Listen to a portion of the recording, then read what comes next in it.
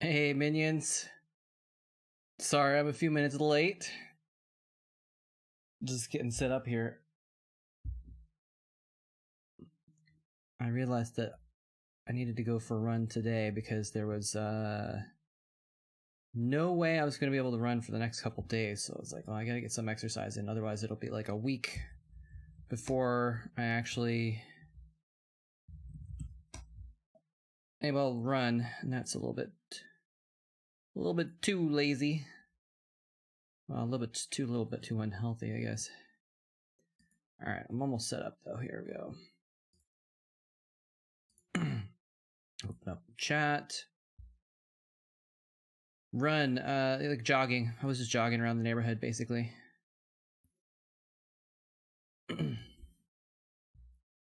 All right, let's get some Starcraft going as well.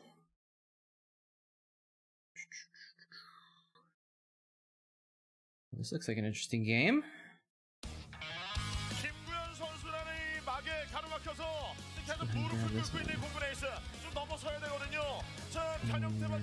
Put it online. That's actually why I decided to run today, because it was 68 degrees or something like that. Tomorrow it's going to be 90, and the day after that it's going to be 99. So I was like, I'm not going to be able to run the next 2 days. It's going to be too damn hot. Hey, Babamots. Thank you for the check. Check. Checkity check. For some reason I always say that when I'm saying check, like for a mic check. I always want to say checkity. I'm not even sure why. Alright. Is the audio too high on this? How's the audio balance for y'all?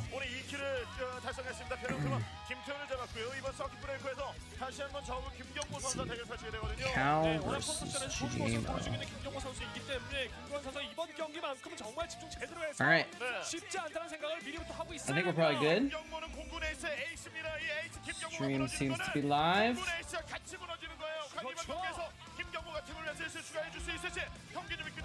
I'm gonna pause all these other streams. Alright, hello there, ladies and gentlemen. Moletrap here. Got another Starcraft watch party going on. Alright, I turned the volume down on the VOD a little bit. It's always usually a little louder in the intro before the game too, because there's music and there's commentators and there's crowds and stuff like that. So I turned it down, but let me know if it needs to go back up again now that we're in the game. Cal versus GGMO. Change the stream title since we're not watching fantasy. Although we can go back and watch the rest of Fantasy versus Jaedong actually if we wanted to. That's what we watched game 1 and 2 last time, so we can go back and watch that. But I just saw, usually I just pull up some random game. I saw this and just based on the thumbnail, it looked like it was going to be a good game. So I was like, all right, let's try that. Can I put this here? Where's a good spot for this? It doesn't really look great on top of the other words. I'll just put it on the side here. It's fine. And let's see. Do we need to adjust the VOD as well? It looks like it's cut off a little on the left. I used to stream with a second monitor. I made it really easy because I could just put the second monitor right in the screen, and then whatever I just had to full screen it in the second monitor. It would always fit. So let's see here. Yeah, we're missing the left side there. I guess this is just a wider, a little bit wider screen than. Let's do this. That's fine. We'll have the chat go on top of the game a little bit for this one. I think it'll be fine. Anyway, how's everyone doing today?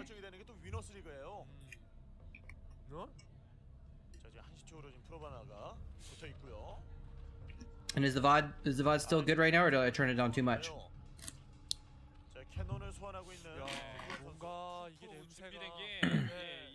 I like Cal a lot. Cal's one of the 6 dragons. It's fine? Cool, thank you. One of the 6 dragons. He's actually, I really liked Cal because I'm always like an underdog rooter. I always root for the underdog, right? And Cal was like, he was really, really good, but just never managed to like break through and become a superstar, and I kind of always rooted for him to become one of those, you know? So, poor Cal. I mean, he did really well. He didn't do poorly. He wasn't like Firebat Hero, who like never got anywhere. Cal, I think, has a silver. I think he has an MSL silver. I think he lost to Jadong in the finals of MSL or something like that. So he did pretty well. GG Amo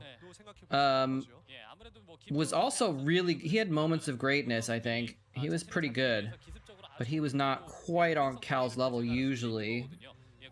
But, you know, in pro gaming, you can never count anyone out too much at the highest level. You know, if GGMO is good enough to be in the pro league, then he's, you know. Alright, let me make sure my computer's not going to shut off. Got to change the settings, the energy settings. There we go.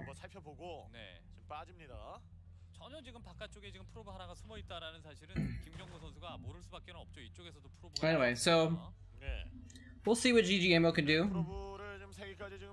Let's see, actually, is this, is there more on the side here? There is more on the side. This is a really wide VOD. It's a really wide VOD. It's kind of weird. This is an NBC Game video as well. NBC Game Live. I think this is Pro League though. Yeah, this is Pro League. I think? Yeah, this must be Pro League, right? I don't think this is MSL. Yeah, because at the top it says STX versus oh, is this Air Force? GGMO's on Air Force in this video. I think he was on... Where was GGMO before? I think he was on Hanbit Stars or something like that before.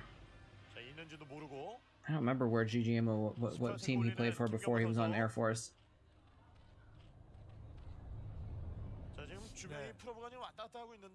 Anyway, so GGMO wasn't ever the greatest player, and then in this game he's also in the Air Force.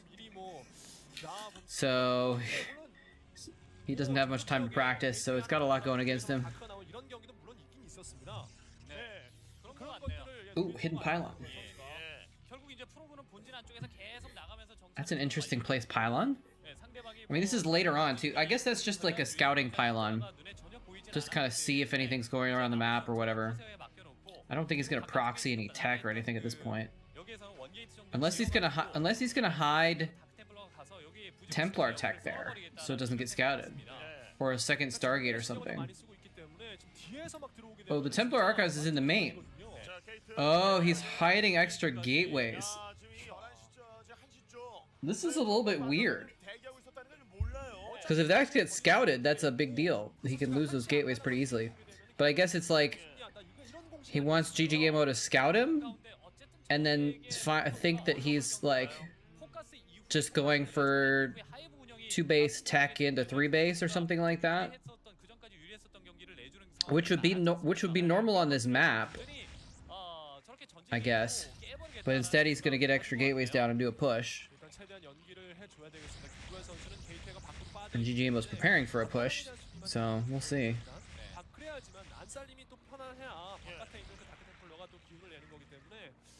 Oh, did you hear the Scourge there? Oh, he's hunting. He's hunting for those Corsairs.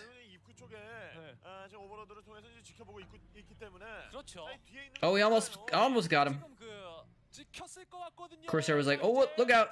Turn around. Go the other way.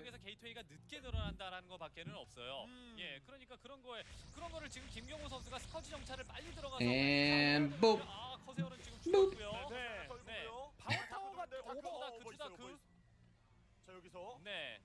Yeah, he's scouting Cal's main with the Scourge.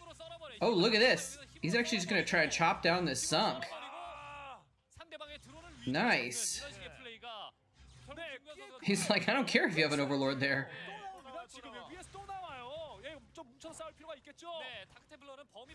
And those DTs came down from the gateways on the top.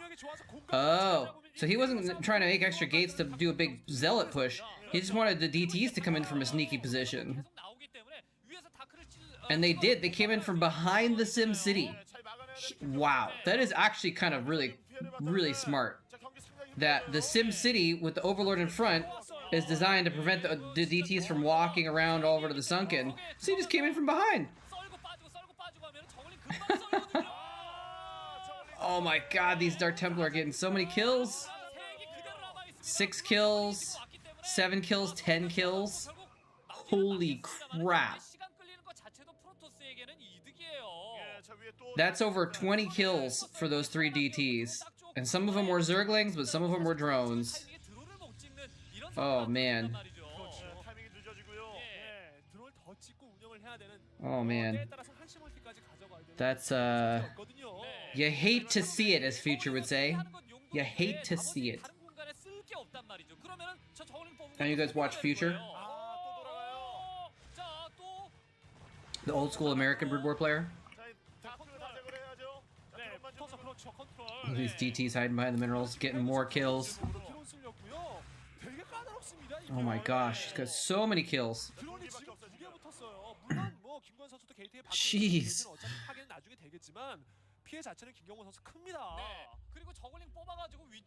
Well, those gateways paid for themselves.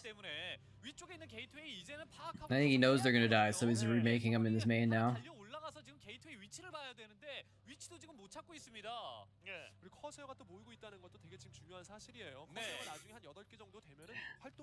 I like how they covered their faces like this. Like that matters. Oh, no one's gonna know who I am now. Is this Moletrap stream? Did someone kidnap Moletrap and replace him?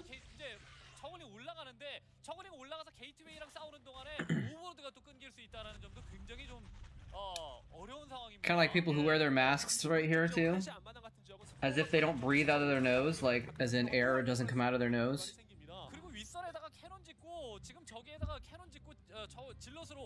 Anyway. Okay, the probe is ready to go. Is he gonna try and take that base up there?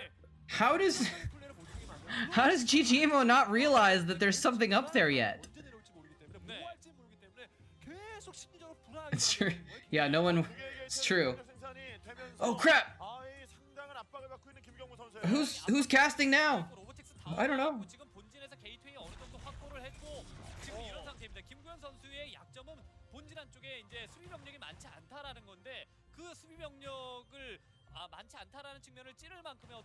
Yeah, I wonder if they ever thought about that when they were making Superman. Like, it's kind of like a joke now that people make fun of the fact that, like, you know, he just took off his glasses and suddenly no one recognized him, right? And like, it's a joke now, but hold that thought, because GGMO is going mad crazy on the air attack right now, by the way. He's got so many Scourge and some Mutalisks. He's kind of all in on this, but I don't know if it's going to work. He's got a lot of Corsairs. Look at all these Zealots. They're going to be able to go in and attack that base. I don't know why he's not attacking right now. There's nothing there. He could easily be attacking with those Zealots. Is he waiting for the right moment, maybe? Because waiting for the right moment means he's waiting for GGMO to put defenses at that base. GGMO's still on 3 bases, by the way. Hey, the Optimator. How's it going? But yeah, like, I don't know why. I wonder if they ever thought about that when they were making the comic, or if it was just like a joke, like an inside joke type thing, right? Like, everyone knew that it was silly, but they just did it anyway, or I don't know. Or maybe they wanted to make sure people who were reading the comic could recognize them, right? Oh, 6 storm drop. 7 or 8 drones killed, and he gets the Templar out as well. Oh, but he got the shuttle. That's pretty sick. It's just gonna ignore the Archon. Okay. I mean, if GG Amo can get a good surround on those Corsairs and scourge them, he could take the air control and he could theoretically get this game back in order. But like, this is interesting that we're this far in and there's still 2 base Protoss versus 3 base Zerg. Like, neither of them are trying to expand much. They're just like, they know that this is kind of a close thing and they're just like going ham. Okay, so now Cal has these zealots that could have attacked a long time ago and not doing anything, and now there's lurkers. Or a lurker. Okay, so he's actually just going to bring the Corsairs back to protect the zealots. Is he on attack move? Oh, Cal did get a 3rd base. I didn't see it at the bottom there.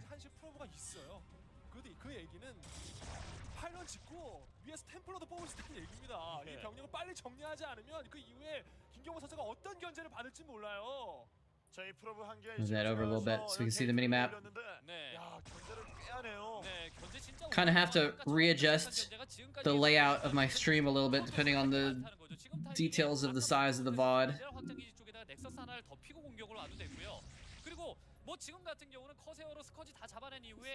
He's got a lot of Corsairs. I hope they can click on him actually, and so we can see exactly how many they have. Yeah, I don't know why Cal didn't attack with those zealots in the top right a long time ago.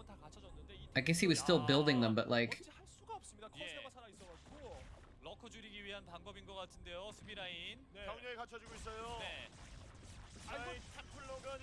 He's going for this really heavily defended natural. I guess he's just poking in, doing some damage to the units.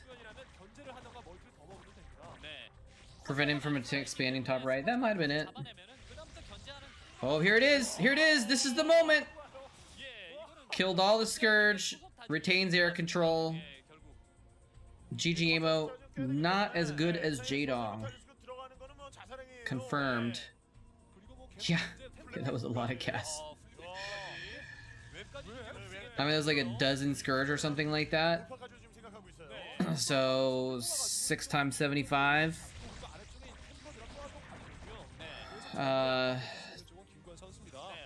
450 gas.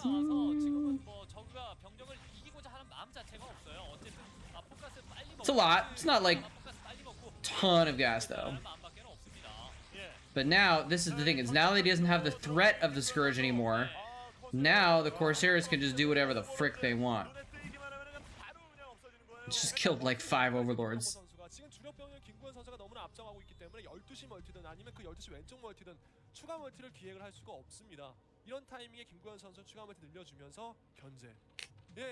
Yeah, I guess you're right. He might have been just keeping those zealots there to keep him from expanding, but like the base below there was just like wide open for a while, and there was no defenses. He could have sent 4 or 5 zealots in there and gotten a hatchery or something. I don't know,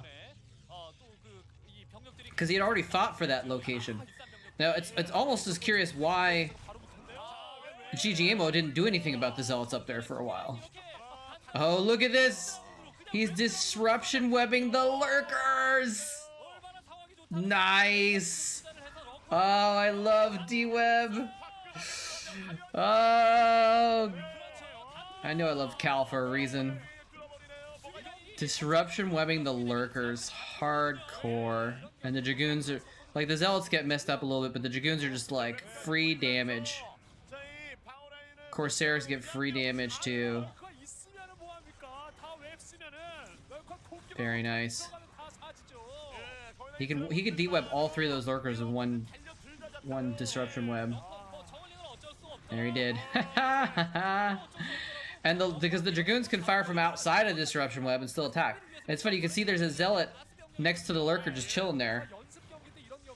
The Zealots attack the lurker, and as soon as they get under the D-web, they stop moving. It's kind of funny.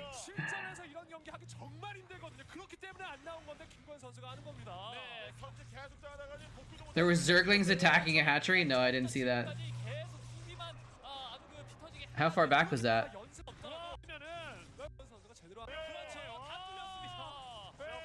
Oh yeah, they are! Ah, in the top left. Some of the Zerglings are attacking the hatchery. He must have tried to attack move them and accidentally clicked on the hatchery. Oh well. That's funny. Yeah, GG, I mean, he's kind of falling apart here. GG, game over, man. Good game over.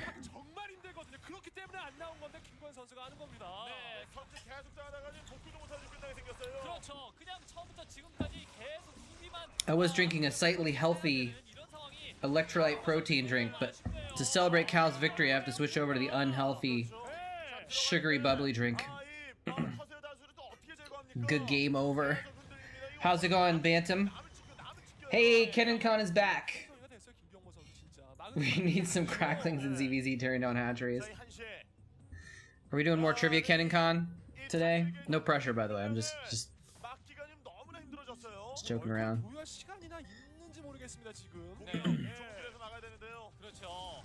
But your trivia questions were a big hit last time.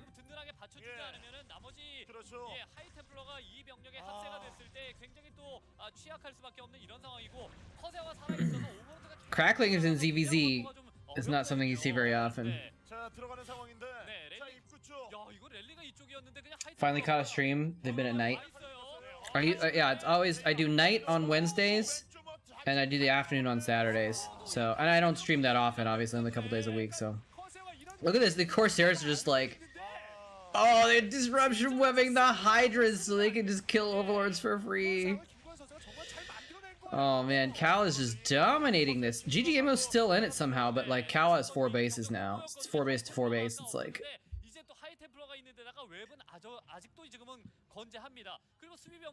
I guess Cal's probably mined out 2 of his bases, at least.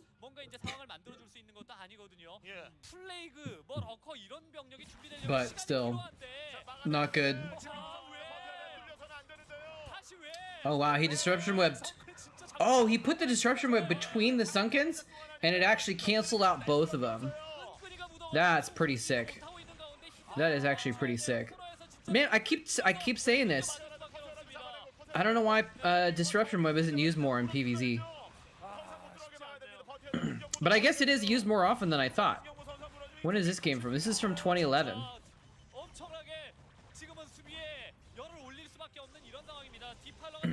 This is from 2011, so.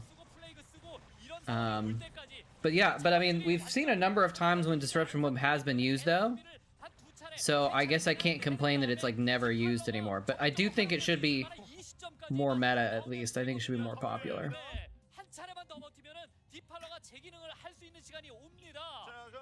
Yeah, those Corsairs have gotten so many kills. You've got 1 trivia, okay. You don't have to spend your time looking up trivia, man. It's just, I'm just joking. All right, here's the counterattack that's gonna fail, and he's gonna leave the game.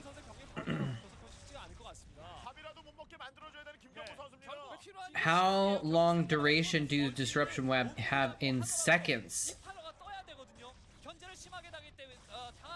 I'm gonna guess.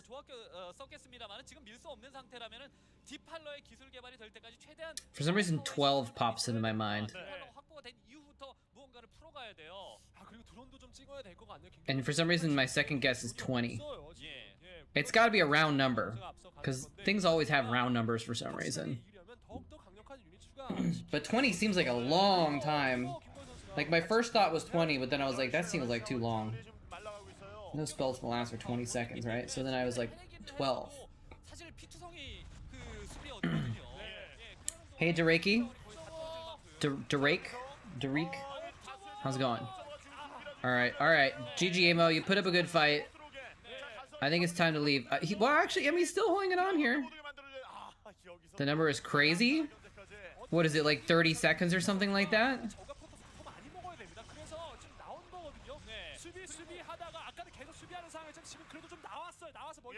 They nerfed it by shortening the duration. Your trivia was auto-banned? What? Yeah, well, that's not... I'm gonna leave that one off. Let's keep it to, let's keep it to Starcraft trivia. We try and keep this stream mostly PG-13.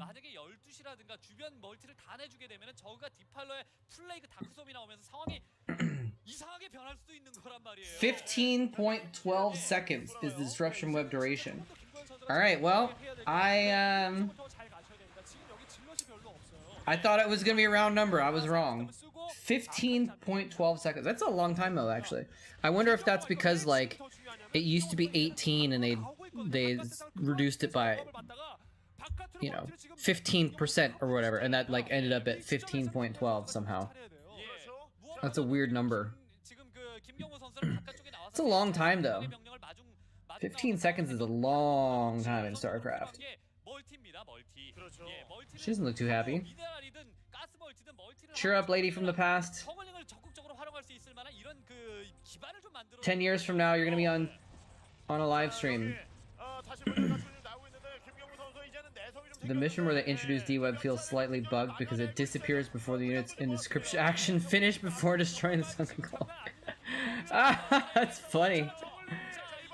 Oh, look at the storms. I mean, is GG Amo somehow gonna win this game? He just keeps holding on.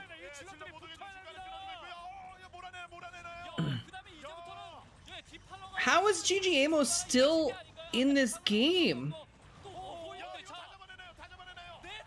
Oh my god. I've been talking like Cal was a shoo-in to win this game and then being like, well, he's not dead yet, he's not dead yet, but GG Amo is actually might win this game. And Winnie the Pooh is having a ball.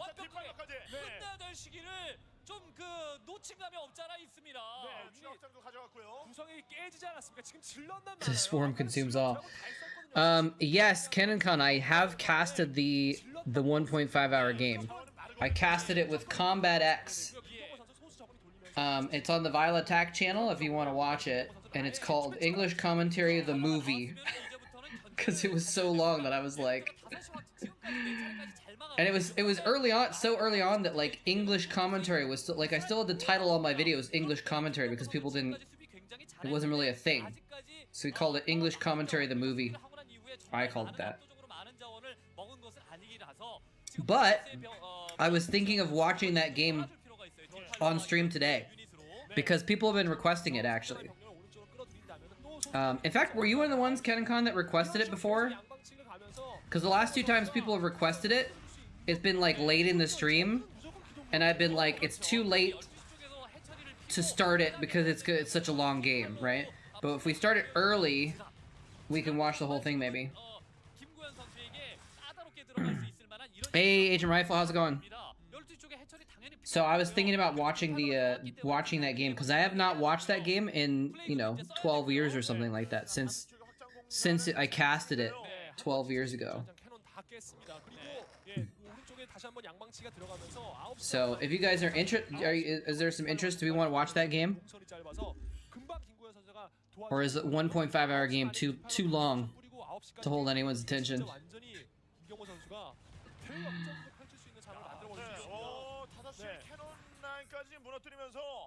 Cal is blowing it. GG Amo isn't winning it. Maybe. Slinging Chromebooks. Plagued Archons. I need to get a shot of a Plagued Archon and I need to make that my, like... If I ever get emojis or emotes on Twitch, I think Plagued Archon is going to be one of my emotes. I just, for some reason, it's just such a funny Such a funny thing. I just love it. And now GG Amo has the whole top of the map. He's 1, 2, 3, 4, 5, 6, 7 bases. Reavers though. He's gonna try and shell these lurkers with Reavers. That Dark Archon is gonna be clutch. Just wait. Oh my gosh, he's losing. What are you doing, Cal? You can't just keep the lurkers in front without any support. Oh my gosh. He's just like, I'm gonna dump all my Reavers out of the shuttles on the front line and let them get plagued and attacked and killed.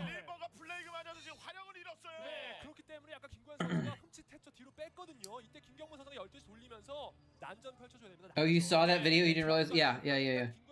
Japan and Poland are still officially at war? Interesting. They just like never bothered to like declare peace with each other basically after World War II or something? Or actually, yeah, I guess it would have been World War II. Oh, that's kind of weird. There she is again! Did you see her? She's like... Why do they keep showing that girl? Or that woman, I wonder.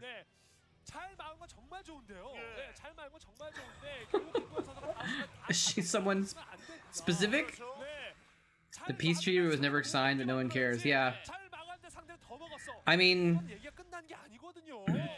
In America, the Vietnam War and the Korean War and the Iraq War and the Afghanistan War were not technically officially wars because the United States Congress has to declare war, and the Congress never actually voted on any of those. So they were not actually the last real war that was actually declared war by Congress was World War II.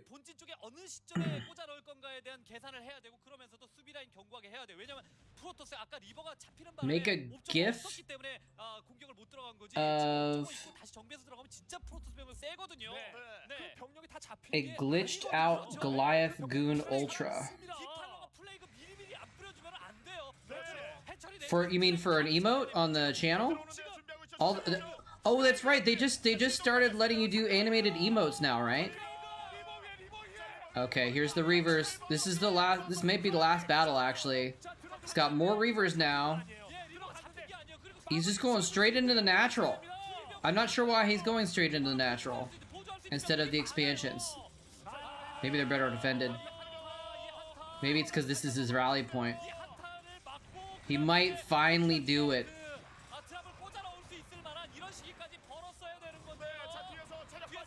Did you know the 100-year war lasted 116 years? I did know that, actually.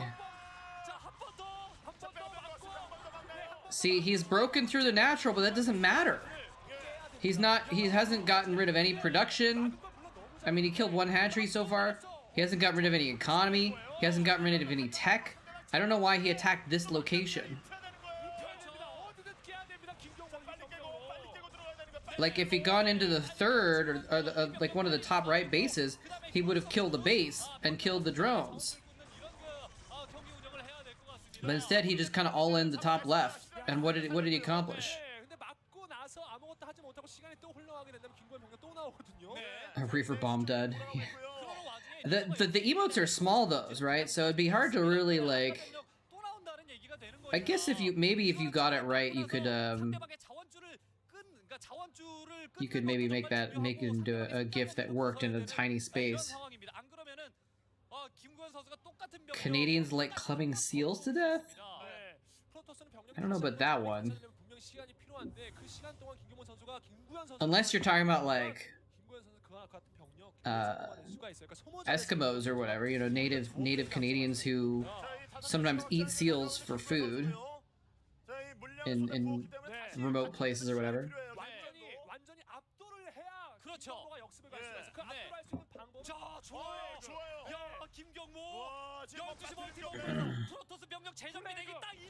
Okay.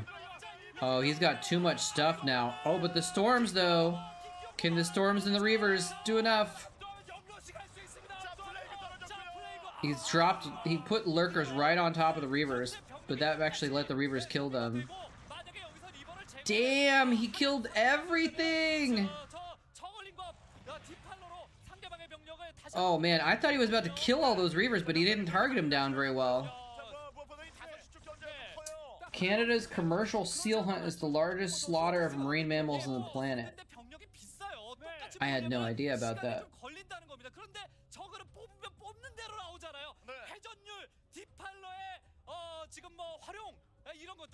Do I have links turned off? I mean, people could probably Google it if they really want to. What's with the weird random non-gaming stuff? Derek? I don't even know how to say your name. Dereki? Derek? Is it just Derek? Is it just a funny pronunciation, spelling of Derek? That's alright. Hey, Septhi, how's it going? Yeah, well, I was asking about trivia, but that's because KennenCon was doing Starcraft trivia, pro gaming trivia, a couple weeks ago. Reach played in the ASL qualifiers? That would have been pretty boss if he made it. But he hasn't, I don't think he's played Starcraft in a long time. I mean, he's probably played a little bit, right? But he's probably hasn't played regularly, like practiced it in many years, because he's been doing other stuff, right? He was a League of Legends coach for a while, you know, stuff like that. How is this game? Speaking of long games, by the way, this has been an over a half-an-hour game. And by the way, this is the same map that GG Play versus Stork is on, right?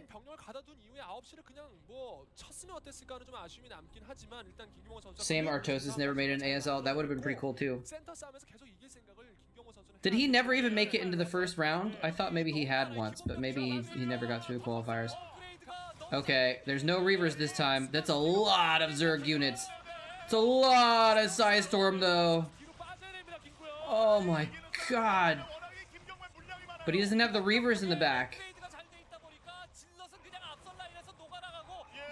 Oh, there's the Reavers? This game is insane. Maybe that's what I was thinking, that he won a match, but he never got into, got through it. The qualifiers are probably really tough. I mean, there's like multiple rounds just to get into the ASL, right? Like you have to, it's whole own tournament to get in. You have to beat several good players. He tried to qualify for ASL and KSL.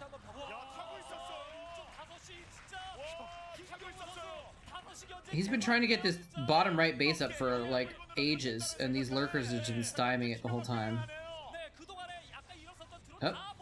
Reavers to the rescue. Oh, he's just hiding them in the overlords.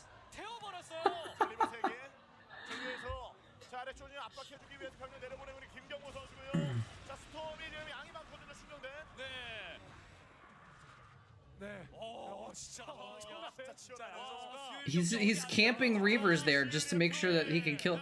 Just make one Corsair. Is he gonna ditch with all the Reavers again? He's got to know that the lurkers are still there.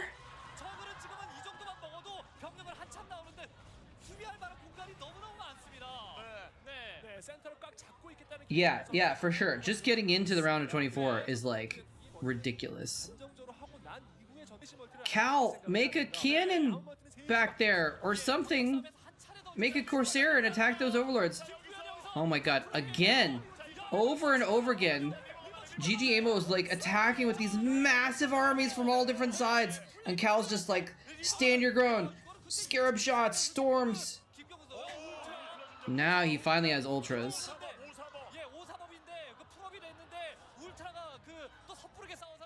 Where are the upgrades on the ultras? 5-3. He's got full upgrades.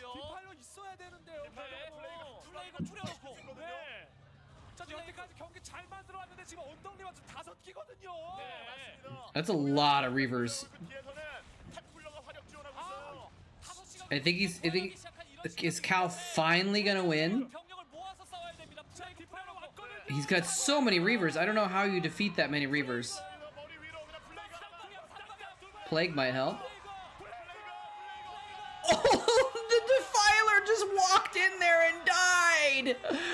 Oh, GG why? Why would you attack move your Defiler into the middle of them and not cast a spell?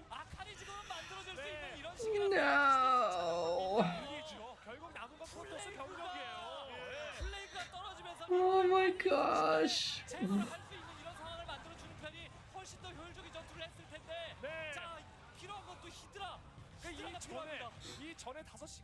You know, it's interesting because I was watching Tastosis cast of the ASL finals last week. There's that same girl. The same woman. I was watching Tastosis cast the ASL finals, and they were talking about how the games that are played perfectly are usually done quickly. Because if both players are playing perfectly, but one makes a mistake, the other's gonna win because of that mistake, right? And they said that the long macro games that are crazy and intense are usually ones where there's lots of mistakes on both sides. And I think this is a classic example of that. That, like, this game has been super long, but both players have made, if not errors, they've had situations that they didn't take full advantage of throughout the whole game, right? And so, like, this game would have been over long ago if Cal had really capitalized on all of the advantages that he had.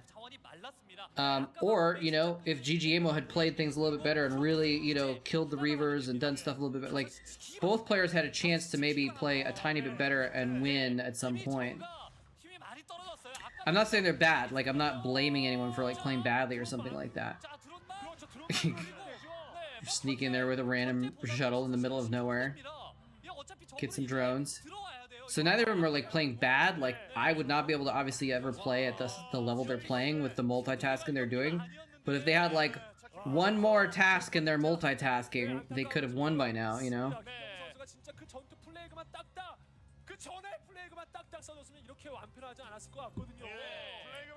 Did he ever clean up the bottom right? I don't think he did. Or maybe, yeah, I guess he must have.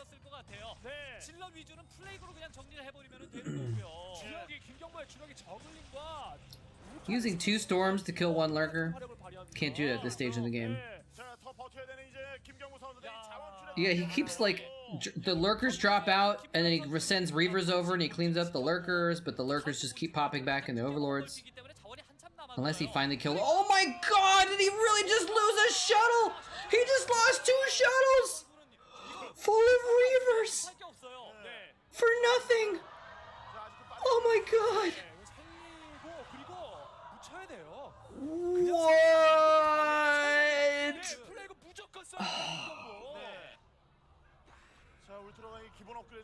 Wow. GGAMO's like, wait a second. He doesn't have a single freaking Dragoon or a Corsair. I've still got a Spire. I can make Spire units.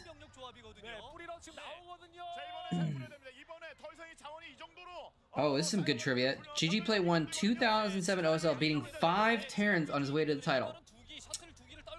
Iris,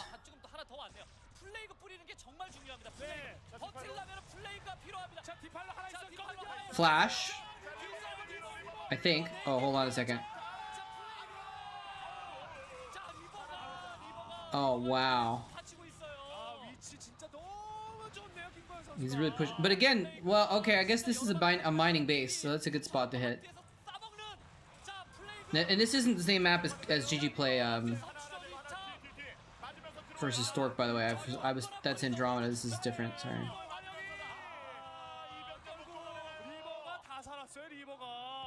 Cal loses, but does he though? He fought all that off. I think he should lose after losing those shuttles, but like, he's still going. GGAMO lost a lot of drones in the last couple battles.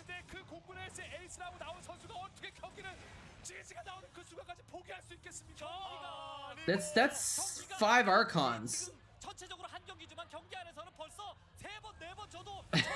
They both played horribly. Yeah, they both made a lot of mistakes in this game. Yeah, now that he's gonna kill off this 12 o'clock base, GGMO is not mining. So. Alright, so, and it's kind of like not fair because I actually just looked this up like a week or two ago, Ken and Con, so that's why I'm like, kind of have it fresh in my mind. Obviously, Iris I would have known anyway. I forgot that he beat Flash in the semifinals, though.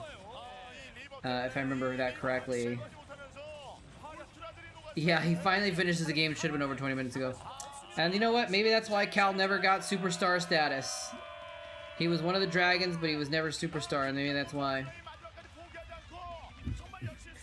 Couldn't quite pull off the superstar moves. Archon Reaver is super scary. So do you guys want to watch the hour-and-a-half game with Stork and Gigi play, or Stork and Go Rush, or no? Or wait, was it Stork and Gigi play or Stork and Go Rush? It was Go Rush, right?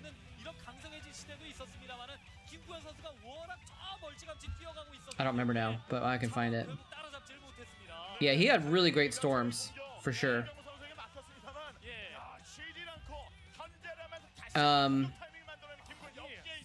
me see if I can remember. So it was, so I think it was so Iris, Flash, I think Huashin was one of them. Who else did Gigi play beat? Huashin. It was probably some like no-name guy that like in the round of 24 or 16 or something like that. 5 out of 6 opponents. Gigi played face for Terrans. Yeah, Huashin. I remember. I think he played against Shark, but Shark is a Zerg. Like I said, I just looked this up. Oh, was it who did he play in the round of 8? Was it Zelos?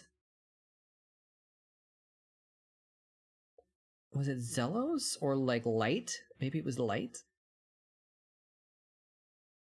And then in the group stages, I'm trying to remember who he played in the round of 8.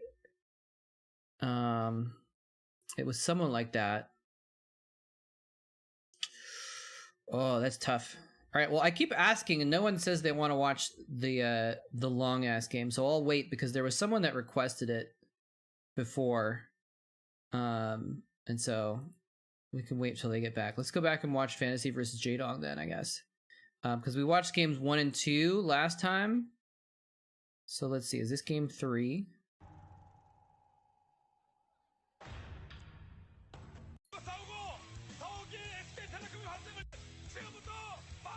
Oh, this is a different game altogether. This isn't from the OSL. This is from the OSL.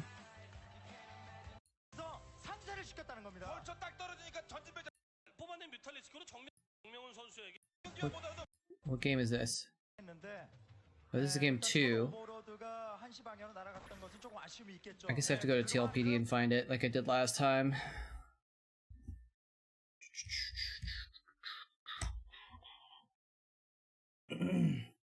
Kind of similar to Zelos in your mind.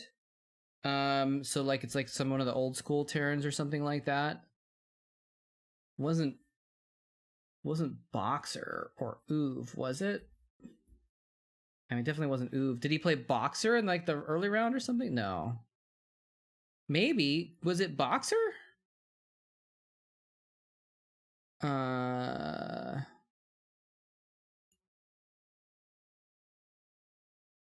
don't remember it being Boxer, though. All right. This is game number 3 of Fantasy vs. J-Dong. Looks like it's a little bit shorter game. All right, this intro is pretty cool. Oh, I hope the VOD isn't glitchy like it was in the last one.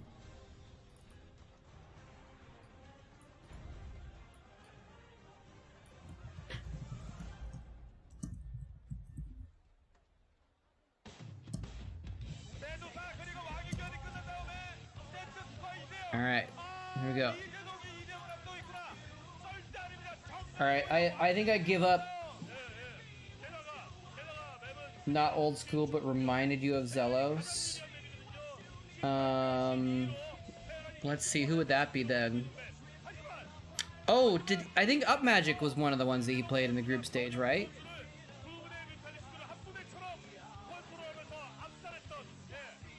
I think Up Magic was one of them. Anyway, but other than that, I give up. You're gonna have to tell me. Because that's just not coming to me. But again, I wouldn't have known that many unless I just looked it up, like, not that long ago. So... let's change the stream title here. Fantasy vs. Jadong. Up Magic. You got Zelos vibes from Up Magic? Oh, Casey! Now, Casey's someone who I would have regarded more like Zelos, because he was kind of old school. A little bit older school, I guess. I forgot about Casey. I never got Zelos vibes from Up Magic, though. Maybe for their personalities, like... I guess Up Magic was a pretty stoic kind of guy. Zelos is the most stoic, though. But, their playstyles were pretty different, I think. Like, I think Zelos was called the perfect Terran, right? Because he was just, like, known for being very straightforward and just playing really well and not making mistakes or whatever kind of a thing. Up Magic was very creative, though. Like, that's why Up Magic was different than anyone else, just because he was just, like, more creative than anyone. Let's adjust this here. There we go. Alright. And we'll put this back over here a little bit. There we go. Alright. Alright, let me see if I can think of any good trivia. Oh, that's right, we actually have supply counts on this one, so we'll have to move the treats out of the way.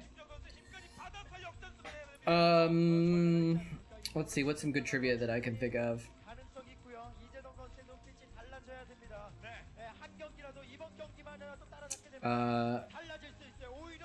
I don't know if this counts as trivia, but I've talked about this before. In the MSL finals between Stork and Bisu, in game number 5, Stork didn't get a crucial upgrade. What was that upgrade that he missed? That he forgot to get for the whole game? He probably would have won the MSL if he'd gotten this upgrade, but he didn't.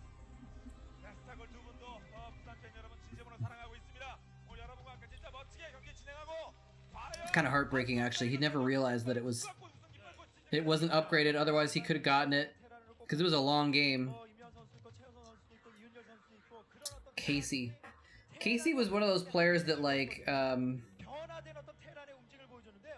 people really had a lot of hopes for him, but he never, he just never did that well, you know? He did pretty well for a couple years, but, like, never took off.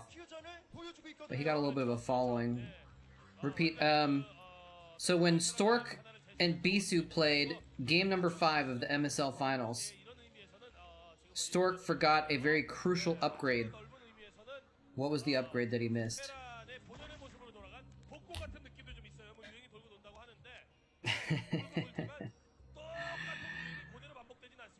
Babamot's got it.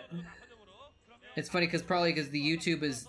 did I talk about that recently? Yeah, I talk about it every once in a while.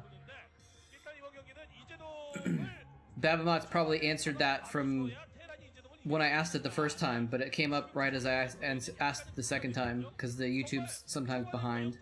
I forgot. I was going to look into seeing if I could get the YouTube... Hey!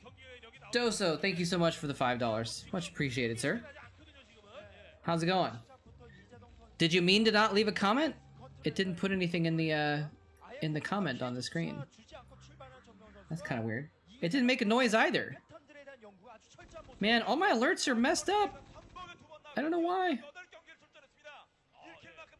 Even my bot is messed up. I keep every time I stream, I'm like running late to start the stream. No clue what message is in. Okay. Yeah, he forgot Dragoon range, and if he'd had Dragoon range, he would have, like, that game was so close. The end of it was so extremely close that... Oh, you heard it a minute late. Okay, so that's what happened. The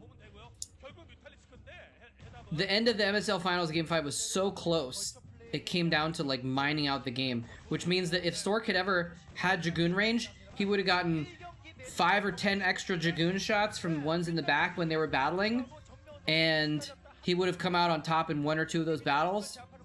He would have won the game, because it was that close, that if he'd had a little bit more of an advantage, he would have won. You know? So, it's kind of like, oh my gosh, if he remembered this one simple thing. And it was probably, you know, it was like a 45-minute game, and probably at minute 3, he pressed the button and it didn't have enough money and he didn't realize it or something like that. Anyway, thank you, Doso. Appreciate that a lot.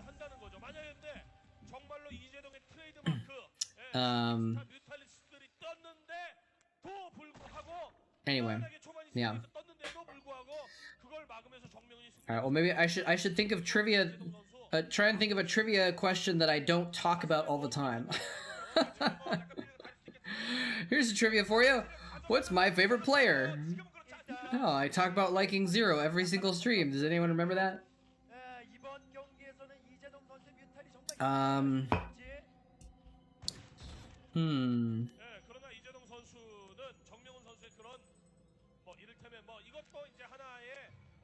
I'll think about it, see if I can come up with any... see if I can come up with any good trivia questions. When was the last moletrap car cast? That's a one for the YouTube fans to get. Fantasy has a name build after them, the Fantasy build, and that matchup, what kind of build is it? So actually, KennenCon, it's funny because we literally just talked about that at the end of the previous stream, so anyone that was watching last time is gonna know that. Because I didn't remember that at all. Someone else mentioned it, oh, the Fantasy build, and I was like, what? Fantasy is a build? And then he used it in Game 2 of this series. And I was like, oh, that's right, that's the Fantasy build. I'm not gonna say it in case anyone in chat wants to think about it, but we'll say it in a minute. But right now, Fantasy's going Mech versus Jaedong, who's gotten Mutas and Hydras. He's targeting down the turrets with the Hydras. Interesting. I think that was Jaedong's mom who's praying because Jaedong is currently down 2-0 right now in the series.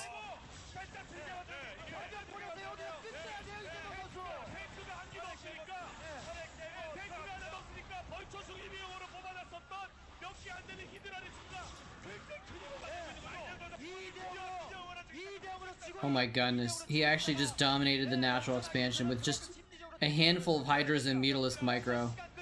Fantasy's like, okay, I'll just take the high ground. I'll just build turrets on my ramp.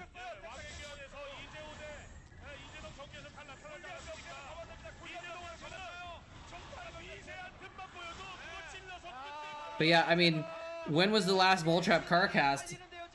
That's about me, so it's kind of a little bit easy for me to know that one. I don't know if I should be guessing that one.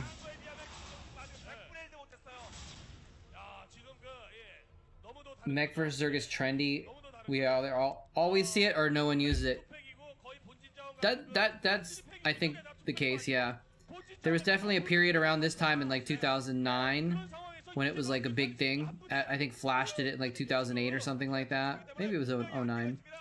And it became like a thing that like, instead of it being like a rarity, it became like, well, is he gonna go mech or bio this game? You know? It became so common.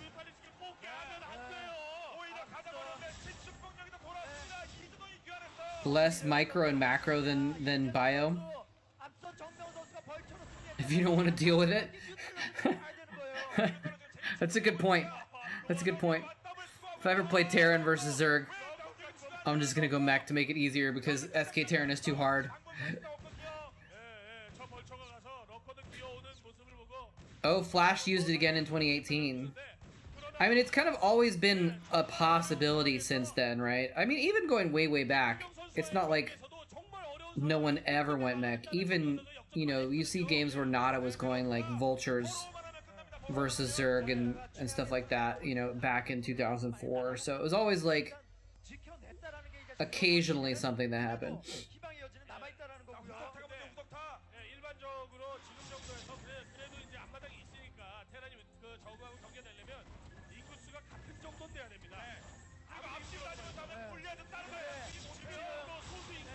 But Jadong's just like, I'm just gonna get mutas against all these Goliaths and just micro like crazy. Oh, Fantasy is gonna cut him off. Oh, he found the lurker. Oh, wow. That one lurker is like cutting off the retreat, cutting off the path for the Goliaths to go that direction. That's kind of clever.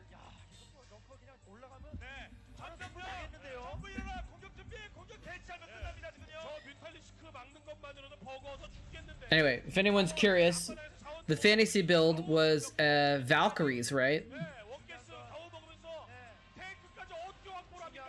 Oh, I didn't see that. Versus who was this build utilized to get the nickname? Was it versus Jadong, or was it versus someone else that he used it? It was I think it was Jadong, right? That he used it? Newbie trivia. I like the idea of newbie trivia, but is there gonna be anyone in the world who's watching a moletrap stream in 2021 who hasn't played enough Starcraft to know what the battlecruiser ability is?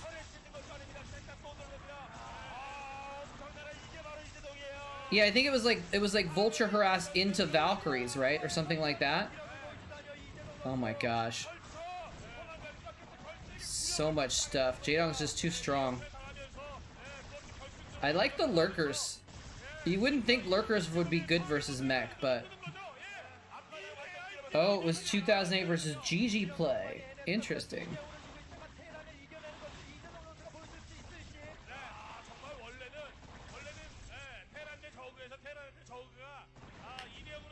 It's a trick trivia? What? Is it not the Yamato cannon? Is there like some trick where it's actually named something else and we never knew it? Oh, he snuck a Vulture out to attack some side bases. But there's so many Hydras in his base, he has no army. That one Goliath is gonna fight them all by himself. There's the GG. What's the trick? What's the trick? It's Yamato gun? Are you serious? No. Hold on a second. Yamato gun. Starcraft. Yamato cannon. Right? But I think it's different in StarCraft 1 and 2, right? StarCraft 1, Yamato gun. Oh my gosh. Oh my gosh, it is Yamato gun. What the hell? How is it not Yamato cannon? I've been calling it Yamato cannon for 20 years. And it's funny because then they call it Yamato cannon in StarCraft 2.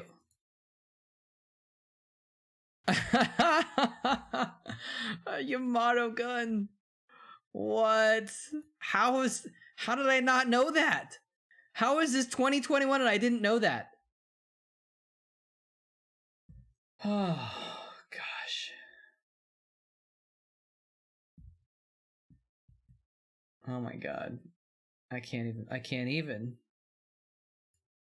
even. Alright, Fantasy vs. Jadong game 4. Remember, Fantasy is still up 2-1. He's still on game point match this whole time.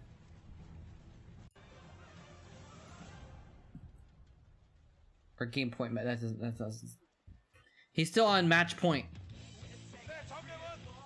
You had the same reaction. What the hell? How is it Yamato gun? How?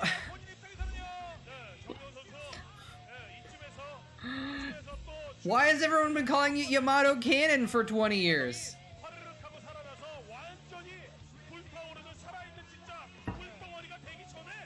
I can't even. Terror of Fantasy. Right, wasn't his nickname like the Terrorist or something like that?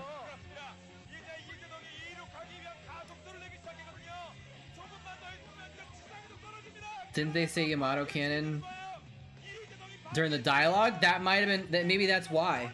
Maybe that's why everyone thought it was that.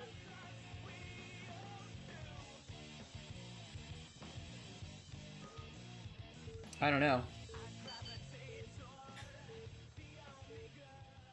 I might even have to put out a YouTube video just about that, because that's like, that blows my mind that I've been saying that wrong for 20 years. It's even called Canon in the descriptions, but the ability name is gun, like if you hover over it. Okay. So I guess you can call it either, maybe.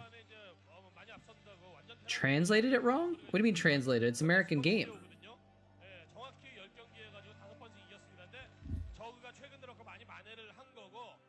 Or did they translate something from Japanese or something like that? Yes, it's an American game. Blizzard. I've been to Blizzard headquarters in America. What's Korean to you? I mean, we're watching a Korean match. And Koreans win all the games, but technically it was made in California.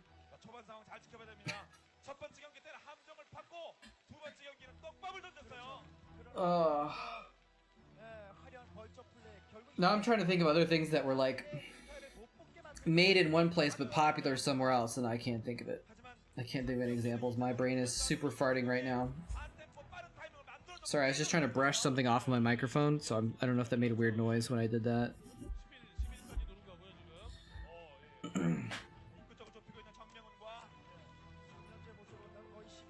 So it's different in the ability description on the game versus the lore and the cutscenes. Revolution PYE.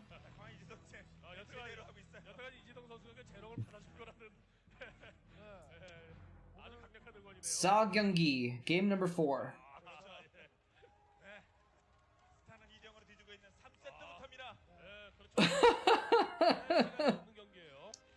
Tweet Blizzard to get him to patch it. They haven't done a patch on Brood War in, well, I guess if you call remastered a patch, that's kind of a patch, but they haven't patched anything in the game since like 2005, I think. 2003 maybe. It's been a long time, but they're gonna patch it just to make sure there's an update on the Yamato gun.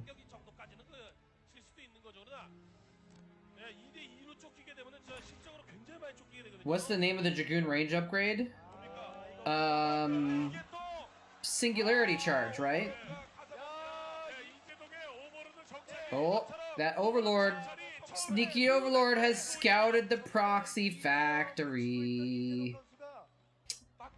Cheeky, cheeky, cheeky fantasy.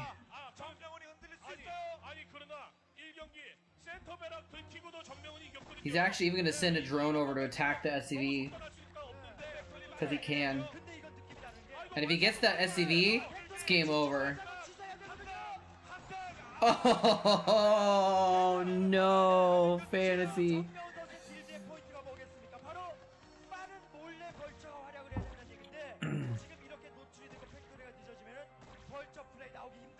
Hey, Point 90, how's it going?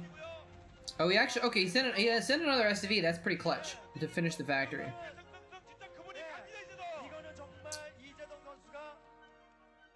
I do watch too much Starcraft. Yeah, I believe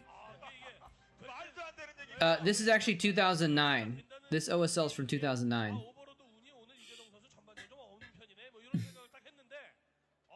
I had to double check.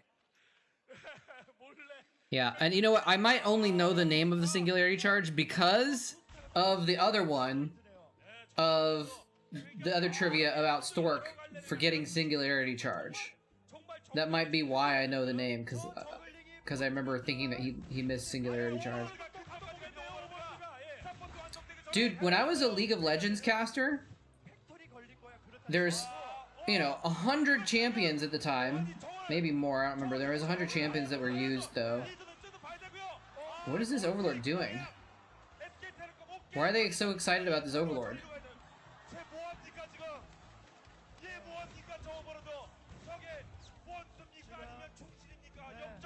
Oh, because there's a Stargate.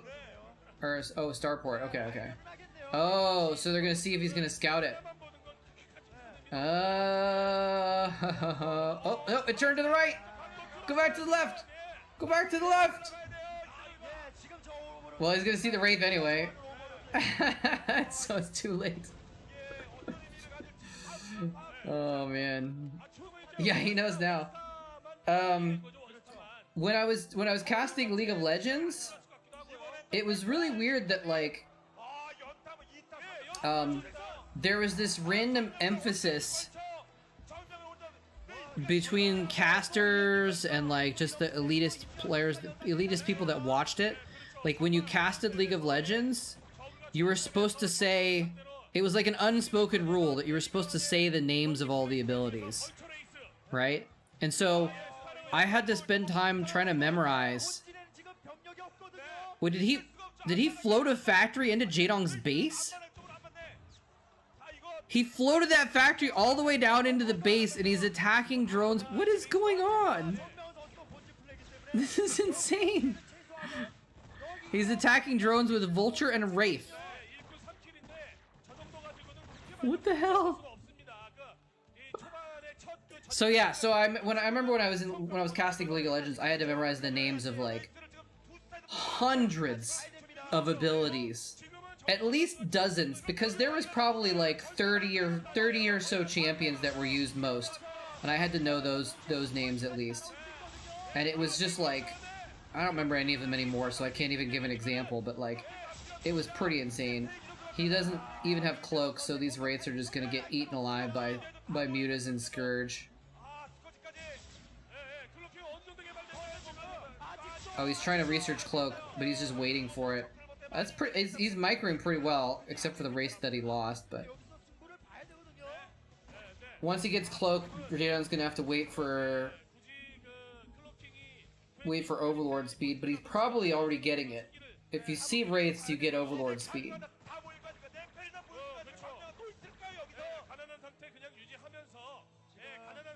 Why is he? He's running, I think, because he anticipates cloak. And he doesn't want to lose the Mutalisks to cloak Wraiths. He's just gonna wait. He's gonna wait a minute for Overlord speed to finish, so that he can have Overlords with his Mutas. Oh, is he gonna get a drone? Nope.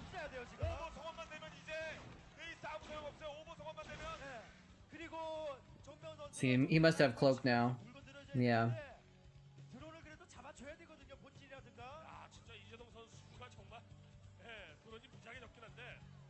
He could have targeted the tower down. I'm not sure which tower he meant, but like, he doesn't necessarily have to. He doesn't have to, you know? Oh, here come the Wraiths in the main.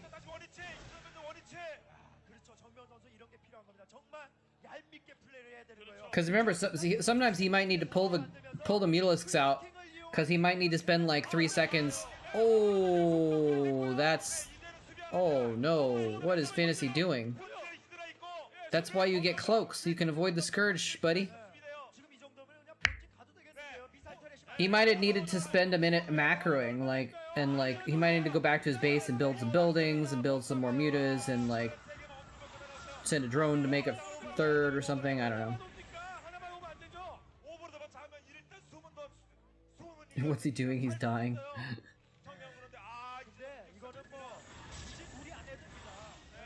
By the way, in this little thing here, Jaedong is on the right side of the thing, so they're actually even in supply, but Jaedong's a little bit ahead.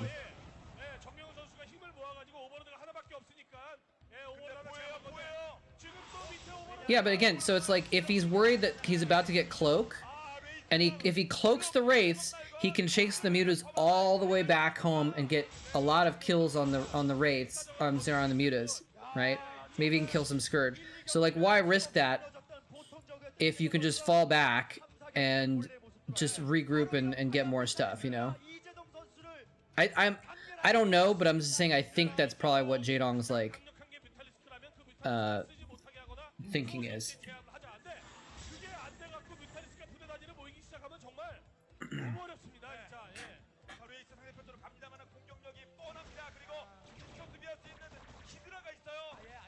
Are you talking about the control tower, or are you talking about like a missile turret? If the control tower was low hit points, then that's a different story. I thought you were talking about a missile turret for some reason. I didn't think the control tower was that low. In which case, yeah, I would have tried to finish it off too.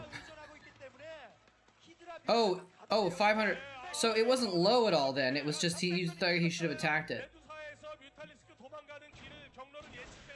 I don't know if he would have killed it quick enough.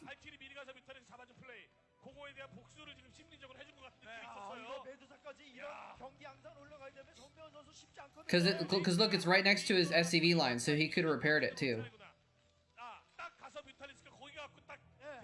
I think it was a bait, is what I'm thinking. Or at least Jaedong thought it was a bait. But I don't know.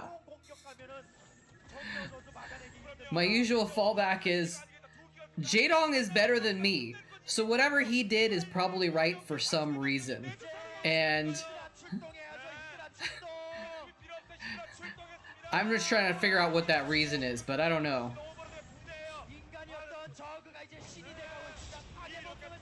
Fantasy isn't even using Cloak that well. He's not even using Cloak that much.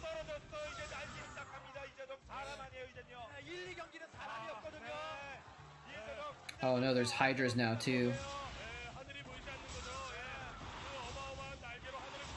Wraiths are dead. Hydras are up the ramp. Send in the other Hydras. The wall is down. See, he still won.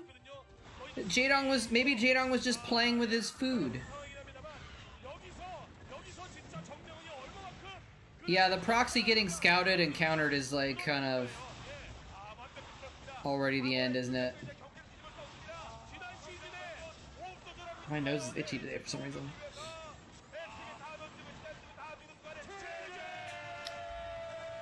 GG. Alright. Game number 5.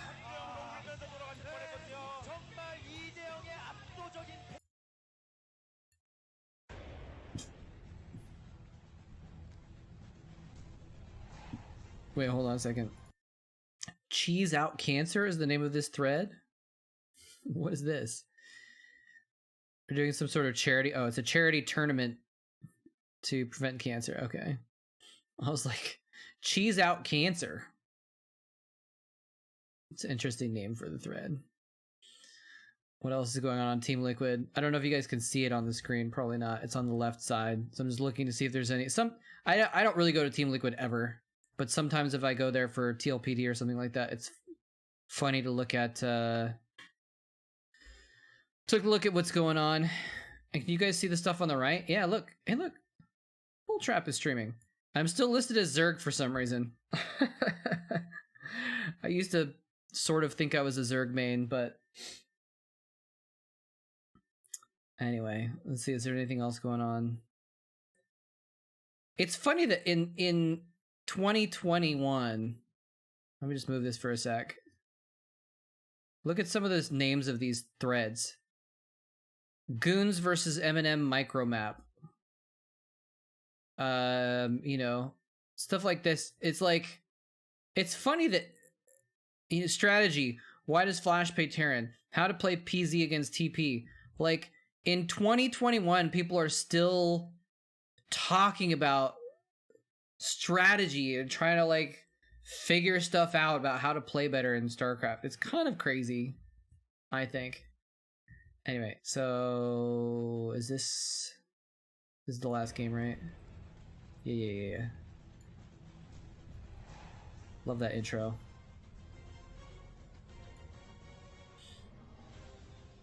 Some Team Liquid threads were mad. Yeah, Team Liquid is an interesting place. An interesting place over the years. It's been a place where not the nicest people have been sometimes. Sometimes some very great people have been on there. Sometimes some jerks. Beta Banja. How's it going, sir? Or ma'am? I always got the feeling Fantasy was great when everything was going according to plan and good at keeping in the plan, but worse at recovering and worse at inspired plays. I'd say that's fair. That's probably a good way of looking at his like style and his ability. He had some cool builds that he planned out very well, but like in that last game was a good example of that. That like when it went wrong, he couldn't recover and change or whatever. Yeah, I guess he did. I mean, he did a pretty good job of it though. Like he still did a lot of good harassment and stuff. He just got scouted and countered too, but yeah, you don't really see, you see some like inspired builds where it's like something that he planned out ahead of time, but you don't see a lot of the genius plays that often. I think you're right about that, where you're like, oh my god, how did he pull that off?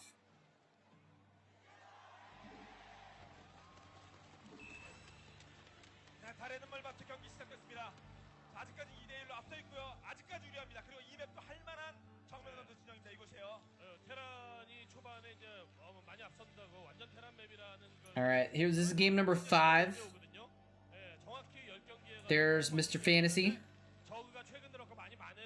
And this is 2009. He's still kind of like pretty new.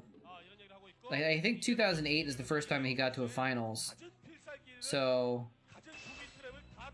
I mean, I guess Jaedong is like relatively new also. Jaedong got to his first finals in 2007. So, there's still pretty big name up and coming players in it. Well, not up and coming, but like they haven't established themselves as like, you know, Hall of Famers yet necessarily. Yeah, I wouldn't put it past Team Liquid to have a thread about, you know, science vessels being cancer or something like that.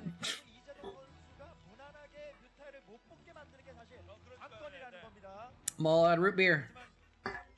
No more. Empty. It's weird that my filter is blurring. It's blurring. That's really cool. That's really interesting, actually. That, like, if it's in front of me, it's in the part that's not blurred out. But as soon as it goes over my shoulder, it gets blurred out. And if I move my arm up or something like that, my arm doesn't get blurred. But it's understanding somehow that I'm a human shape. And what if we do this? It's blurred. Goes over my arm, it's not blurred. Goes back over my arm, it's not blurred. Goes out. That's kind of weird. Sorry, I'm just like being really strange right now and like looking at my own camera and like playing around with the blur filter that I have on, but like it's kind of odd. Alright, I'm gonna sit here and physically tear. You gotta tear the holes or cut the holes on your soda holders so they don't kill birds in the ocean or things like that. I mean, if this gets in the ocean, it still could kill something, because animals in the ocean eat them. So it's not just about getting caught on their necks, they eat them too. So definitely make sure it doesn't get in the ocean, but like, just in case it blows out of the garbage and gets in the ocean somehow. Wait, is this the same game? I'm watching the same game. I clicked on the same... Damn it. I didn't even realize.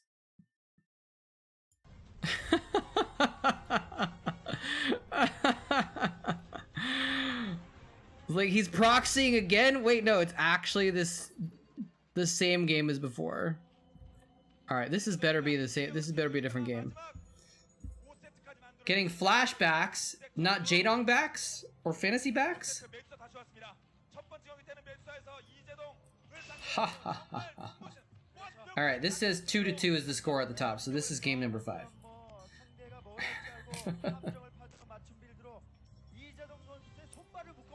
I don't have a knife or anything, so I'm just tearing this thing open while we're waiting for the game to warm up.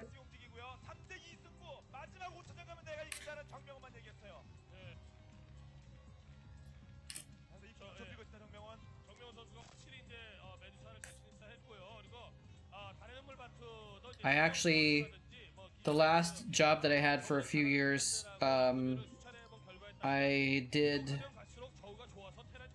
environmental education stuff part of the time. So I got to learn a lot about plastics in the ocean and what have you. If anyone's interested or curious about how plastic affects organisms in the ocean, I can tell you all about it. I won't necessarily rant unless you want to hear it, unless someone wants to hear it, but there we go. All torn up. No one's gonna get strangled by it. Like I said, they still could eat it and die from eating it, but one of the biggest things is plastic bags. Because when plastic bags get in the ocean, they look like jellyfish, and so the things that eat jellyfish eat them. So this wouldn't necessarily look like food, but 2021, a 12-year-old virtually unknown in the West listening to conservation advice. I'll have to cut down on the drugs? What?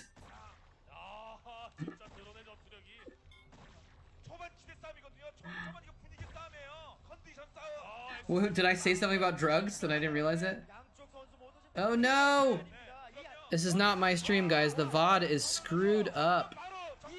Man, we have another bad VOD for the freaking finals? For the last game? Because someone was recording this.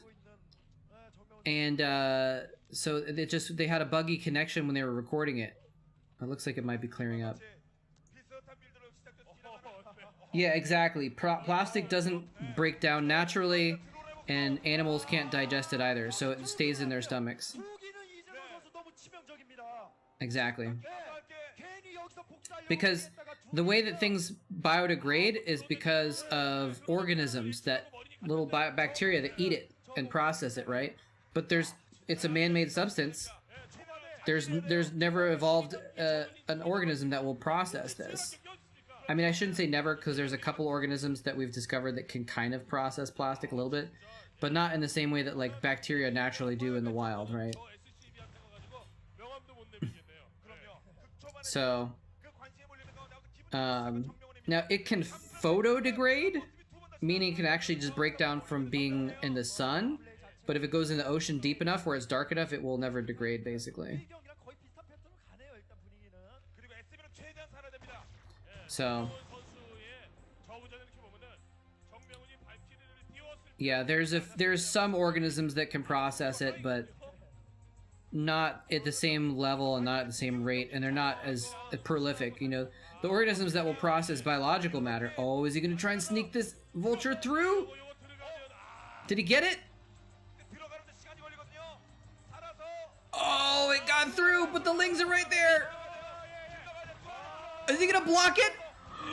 Oh my gosh! It got the vulture before it could get back there with 2 lings and a drone, and he didn't even lose any of them.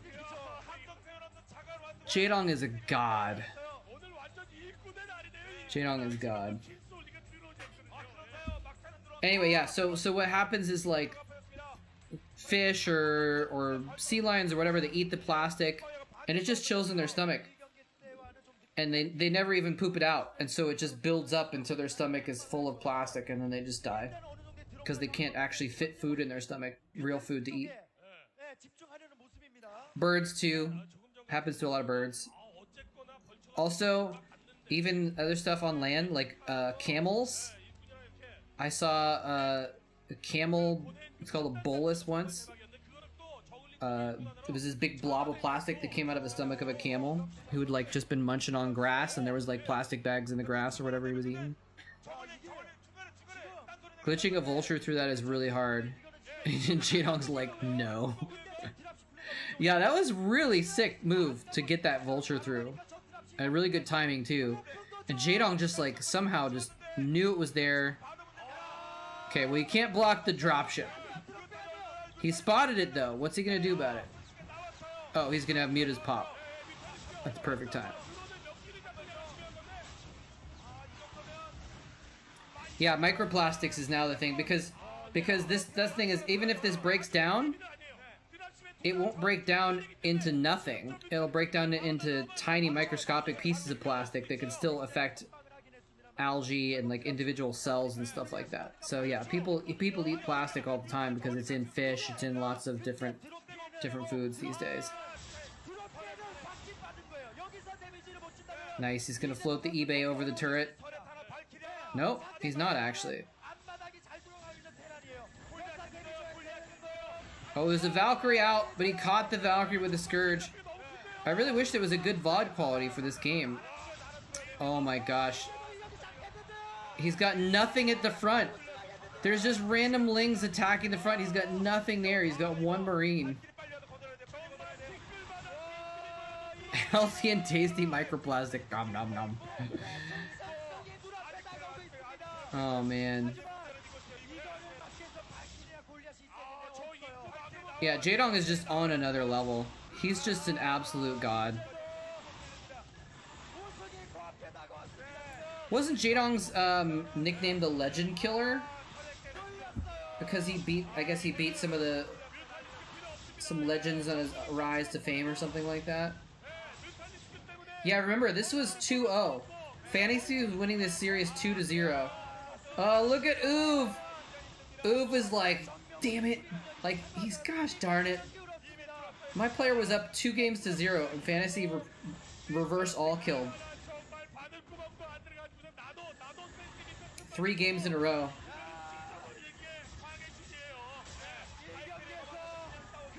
Gets that second Valkyrie. Oh my gosh. He's trying to repair the turret. All the SCVs are dead. Random Marine dying. Yeah, Oof was like, finally my boy's gonna beat Jaedong! Nope. Nope.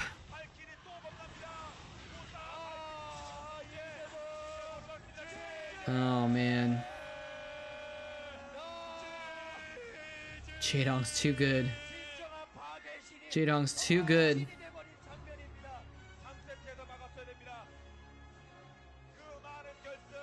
The champion! Now in this game,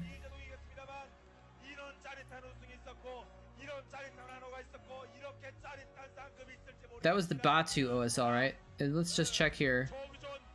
He won Ever, Batu. So it was only 2 OSLs for Jaedong. He got this golden mouse when he won the Bacchus OSL later in the same year.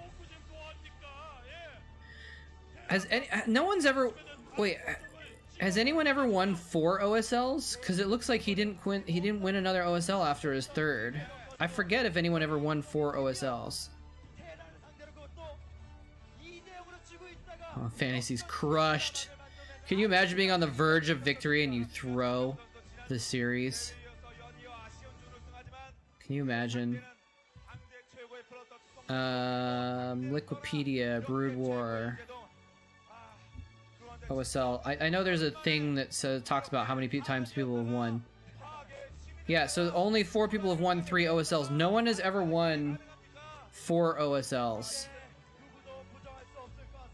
No one's ever won 4 OSLs. Oh, you guys can't see this. There we go. So that's the counts. 3 OSLs, Nada, Jolizerg, Jaedong, and Flash. 2 OSLs, Grimto, Boxer, Uv, and Jongbi. And that's kind of funny that Uv beat Boxer to get his first or second OSL, which stopped Boxer from getting his 3rd OSL. So neither of them got it. 이재동입니다.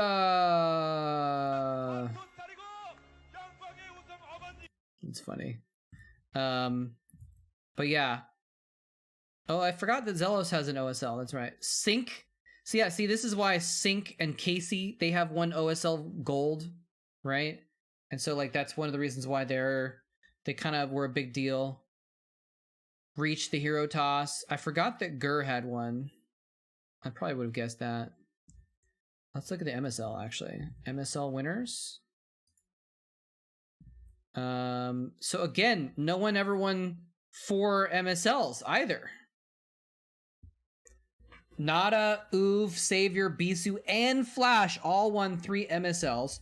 Jaedong won 2 MSLs, so he never got the double triple.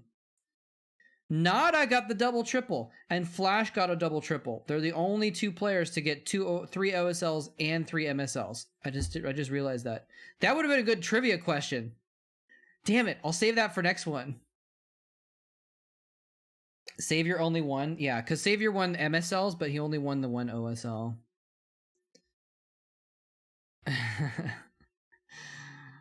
Good old Stork. Stork never won an MSL. Boxer only won 1 MSL. Jaedong only won 2. That's really interesting that Nada and Flash were the only 2. And there's an asterisk because it says KPGA Tour. And Boxer won a lot of other stuff too. Like, you know, some of these guys, they only won 1 or 2 MSLs and OSLs because they grew up in the time when like there wasn't that many MSLs and OSLs, and when like there was other tournaments that were happening instead. So the youngest and oldest champions. Oh, that's a good trivia question. In OSL. Well, Flash is the youngest. Oh, it's probably Flash was the youngest in 2007 or 8. Did he not win an OSL to 2008? I think I would say Flash in 2008. Or what age, not what year. Flash was 16, I think. And probably Jelizerg was the oldest, and he would have been like 23. That's my guess.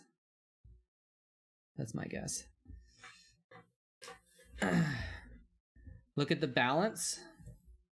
What do you mean, like the race balance? As far as Terrans and Zergs and Protoss? Bisu's the only Protoss to win 3 MSLs. What about OSLs? There's no Protoss that have ever won 3 OSLs. A lot of Protosses got 1 OSL though, at least. I think I looked it up. If you look up by,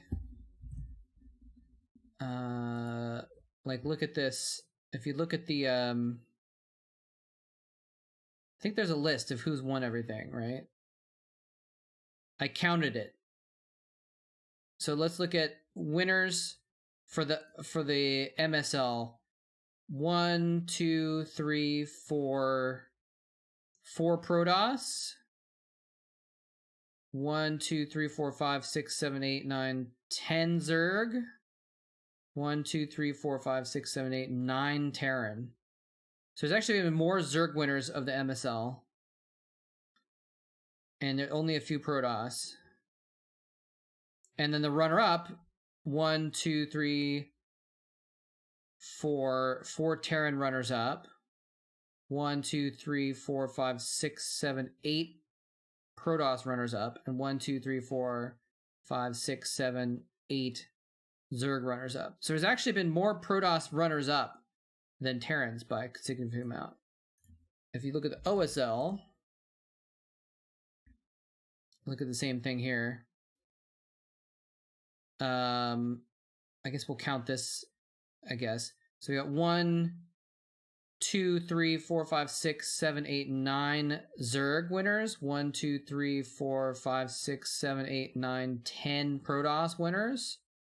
1, 2, 3, 4, 5, 6, 7, 8, 9, 10, 11, 12, 13, 14 Terran winners. So it's like pretty even over the years, honestly.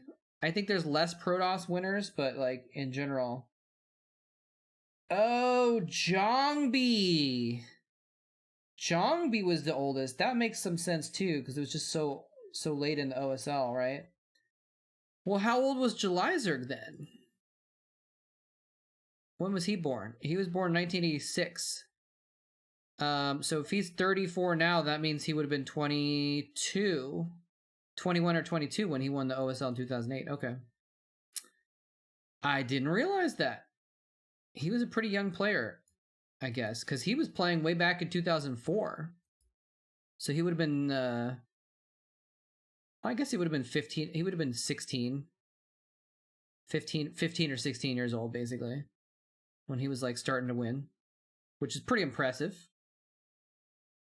He could have been one of the youngest ones then, I guess. Flash was 15. Okay. I couldn't remember if he was 15 or 16.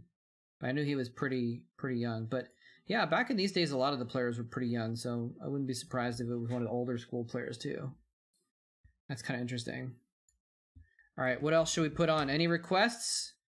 Should we just put on random Starcraft again? Fantasy versus Hero? Or is there any requests?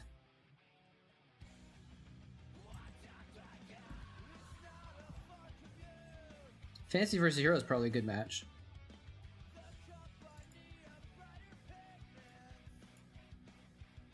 Hey Marty, how's it going? Alright, I gotta change my stream title here. Fantasy versus... Wait, who is this? Fantasy versus Hero. Hero is not as good as Jadon, but he's still a very good player. And Hero still plays, right? Isn't Hero's been in the ASL or whatever? Let's skip to the game here. How far into the VOD is the game? There we go. Alright, we gotta move this over. There we go. Alright. That's right, yeah, Hero made it to the semifinals, that's right. I thought so. I thought I'd heard about him doing well in the ASL recently. How's my day been? It's been pretty good. It was one of those days where like I woke up and I had set my alarm to wake up so I wouldn't like sleep in too late, so I wouldn't be like too, I don't know, lazy, I guess. And I like snoozed for an hour though. I just kept hitting my alarm, snooze, snooze, snooze. Oh, there's a bunch of kids in the audience. That's kind of fun. And so like, yeah, I'm not feeling like super great today, but I'm feeling okay. And I was able to finally, after I snoozed a bunch, I was able to like make some food a little bit for lunch, and then I went for a run. So I feel good that I've been like, you know, doing some healthy stuff today after I finally got out of bed, but it took me a long time to get out of bed. It's one of those days. What amount of players have won OSL with non-black hair? That's a good question. And I think it would just be Jelizerg? I remember he had colored hair when he won, didn't he? Right? Or something? And then, Gur? Did Freemura, did he have like colored hair also or something like that? Yeah, you'd have to look up every OSL and just check to see what their hair color was.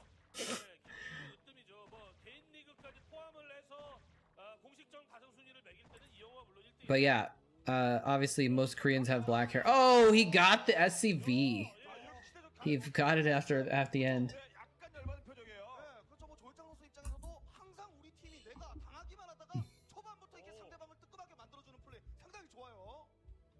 Just making sure everything's going okay over here on my dashboard on the side.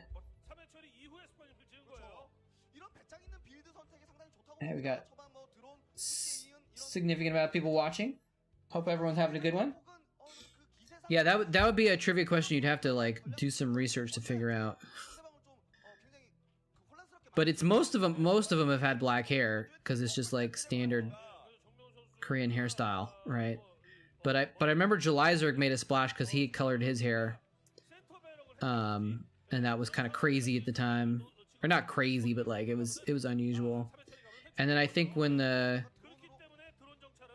Gur won it, I don't think he had black hair. But I don't know if anyone else had colored hair. I can't think of anyone that had like a flashy hairstyle like that. What is going on here, by the way? Oh, look at that micro. He's pulled his drones to keep him from dying. Nicely done. Nalra had weird hair? Did he really? I don't remember that. Double starport, by the way. Let's see what Nalra looks like. Let's do an image search here. But that's not Nalra. That's another Kongmin, I guess. Nalra. Okay, yeah, he did have some colored hair in some of his... I don't know if you guys can see that. Yeah.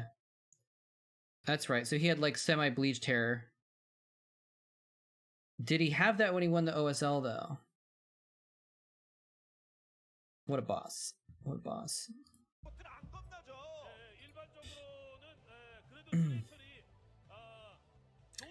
In the 16 years we've watched pro StarCraft players, I've never seen a tattoo. I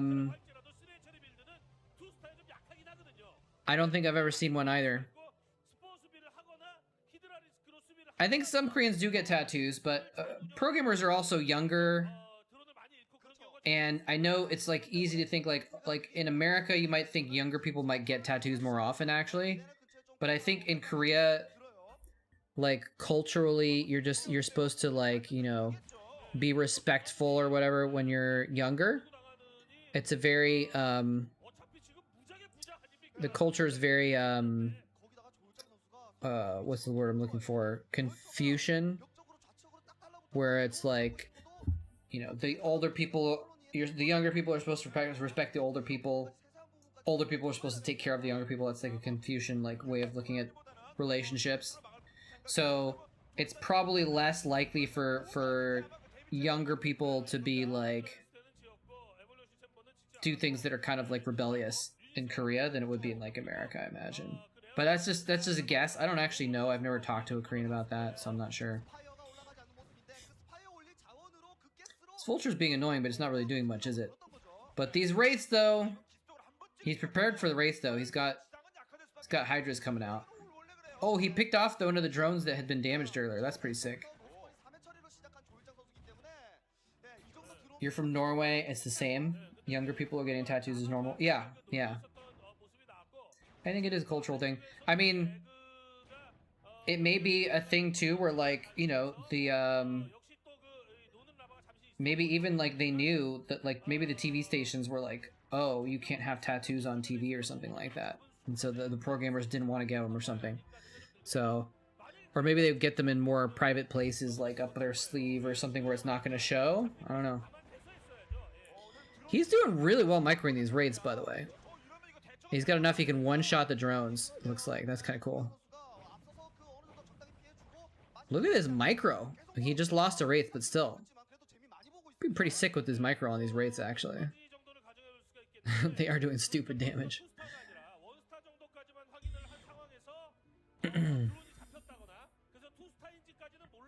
Yeah, Fantasy seems to like getting wraiths versus Zerg. It's kind of interesting. As long as they don't have mutas. And as long as they're not Jadong. Damn, he's picking off lots of drones. Holy crap. In Japan, tattoos are frowned upon because it's related to gang activity. It might be similar to Korea. It might be. It might be for sure. I know that, like, actually, so here's a good example. This is something I did hear, is that in Korea, young people are not supposed to grow out beards. Or not supposed to, but like it's frowned upon because beards are like a sign of age, and you know you're supposed to respect people that are older. So like if you try and grow out a beard when you're younger, it's like frowned upon, right? So I had this beard, this kind of beard, before I went to Korea, and I actually shaved it when I moved to Korea because I thought that I think someone had told me that like it would be better look for me with older Koreans that would, you know, feel like I wasn't trying to like be disrespectful or something. I don't know. So that's why I didn't have a beard when I was in Korea, even though I've had a beard most of my for a long time. I guess I guess probably most of my adult life, but like yeah, I've had a beard for since I was in my like mid-20s most of the time. Your beard's so big the Koreans would be jealous. Yeah. I could probably grow a pretty significant beard if I wanted to, but I try and keep mine professional and shorter, just for. Well, actually, I don't know if I would like having a super long beard. I think it might get too itchy for me or whatever. Also, but yeah, it feels better for me to have the shorter beard. But it's also even in America, it's a cultural thing, right? It's like, oh, he's trying to one-shot those overlords. Oh, there's 3 of them there, though. He's being really gutsy with these wraiths. Trying to get damaged. They're gonna get out of there, though. Poor hero. I mean, now he's going across the map with a lot of hydras. Oh, he's gonna catch the wraiths? Oh, they're just gonna turn away. What does Fantasy have back at home? He probably has some tanks or something by now, right? Oh, he's got medic marines behind the wraiths. Interesting. Medic marines own hydras, so that kind of makes sense. For some reason I was expecting tanks, but I like this because then that medic, if he goes mutas, the medic marines can protect against the mutas also. And Scourge. Yeah, it's true, they're also cheap. And wraiths are expensive.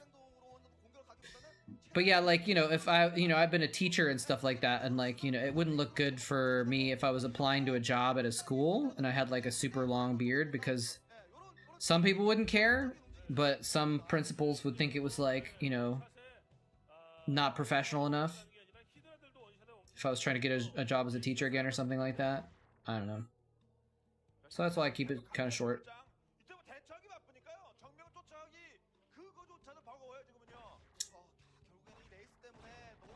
It's just dense. Your beard is dense. That's nice. Some people try and grow beards and they just can't. They can't grow out a dense beard. Like, I'm actually pretty lucky that I have a pretty relatively thick beard. Except for I got this weird thing going on where like I've got a hole in my beard now. I never had that before, but it's like I don't know what happened, if I got a cut or something like that, or it was like a zit that never came in. But it's like I've got a blank spot in my beard on one side. But other than that, I've got a pretty full beard, and that's pretty lucky. I knew a guy once that he tried to grow a beard, and all he could grow was a goatee and like a little mustache. He looked like a movie villain. Wow, look at this. He actually just won with just straight up hydras. Just straight up hydras. It didn't hurt that he had a concave around that bridge, though. I don't know if Fantasy should have taken a battle on the bridge. Oh, he missed the hatchery, or he missed the drone.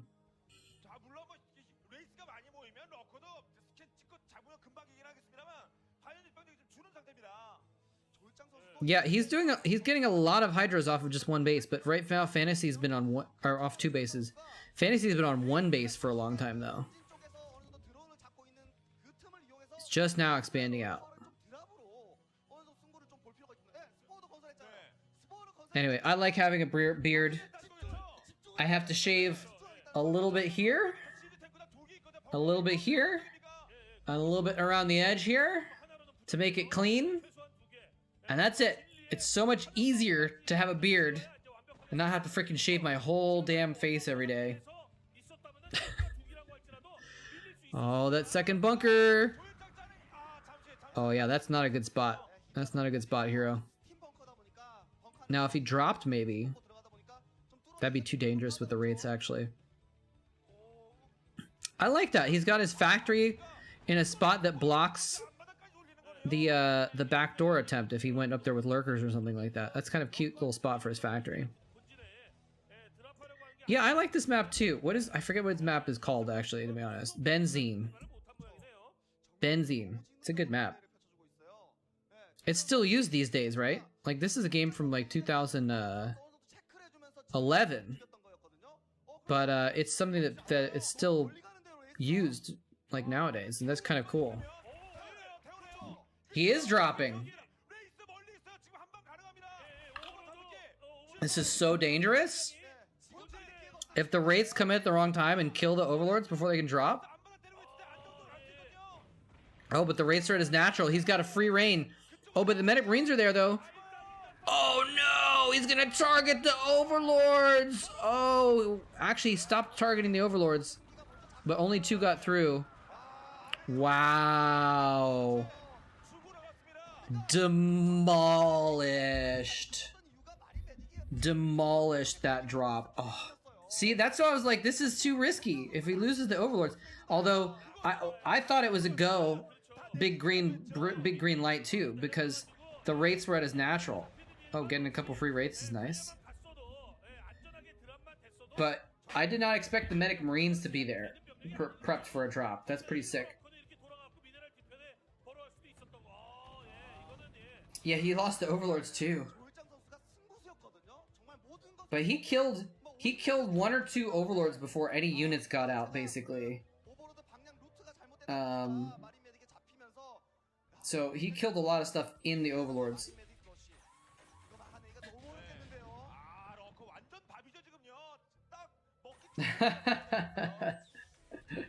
Yeah, when they show the players and the players are like, oh no.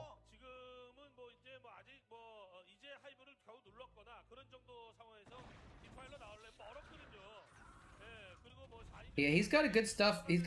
He's forced him into Hydralisks with these Wraiths.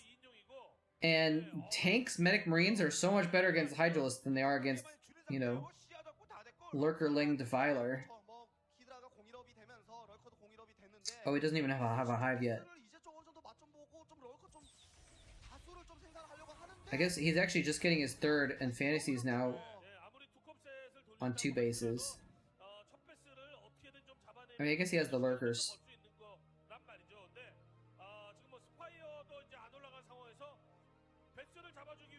I'm tempting fate, leaning back in my chair. I'm setting myself up for a stream fail, falling over in my chair on stream. Got my foot hooked under the desk though. I actually used to do that a lot. I used to fall over in my chair a lot. Oh, here we go. Hero has a lot of stuff. Fantasy is so good though. He's falling back to the tanks, falling back to another tier of tanks, and now that he's out of range of the Lurkers, he's like, well, now I'm gonna stand and fight. Well played there. Do it? You mean like fall over? Hey, your mom's on eBay. How's it going?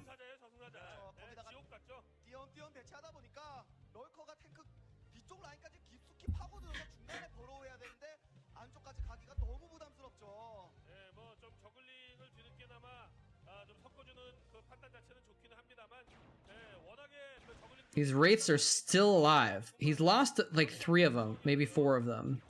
But they've been alive this whole game ever since the beginning when they were used as like a rush to throw him off balance. And he still has them, and he's still harassing with them. And Hero's never gotten a Spire. Like, oh, is he actually just going to lose more Wraiths here? Yeah, he's going to lose 2 more Wraiths, I guess. I guess he's just like, whatever, I'm done with Wraiths. I'm just going to throw them away and try and kill some drones. Although Fantasy wants to lose some other units in the middle for free too. Okay, he's on the hunt for that bottom right expansion. If he can kill that bottom right expansion, Hero's still on 3 bases. You know, and if he can kill that bottom right expansion, put him down to 2 bases. I don't think he comes back from that. Oh, it's going to take him a little while to get in here. Hero's got a lot of good defenses here, actually. Oh, there's so many tanks, though. I used to fall over my chair a lot when I was younger. I guess I just got good at... I got good at leaning. So I don't do it anymore. I got practice. Practice with leaning and not falling, so I haven't fallen over my chair in a long time now. But I used to do it a lot.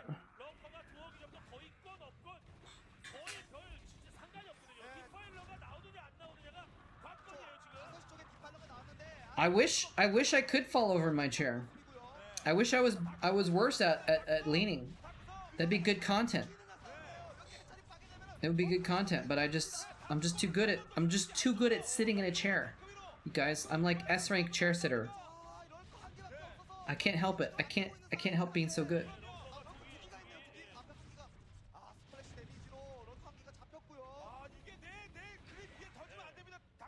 Oh, was there a plague that I missed?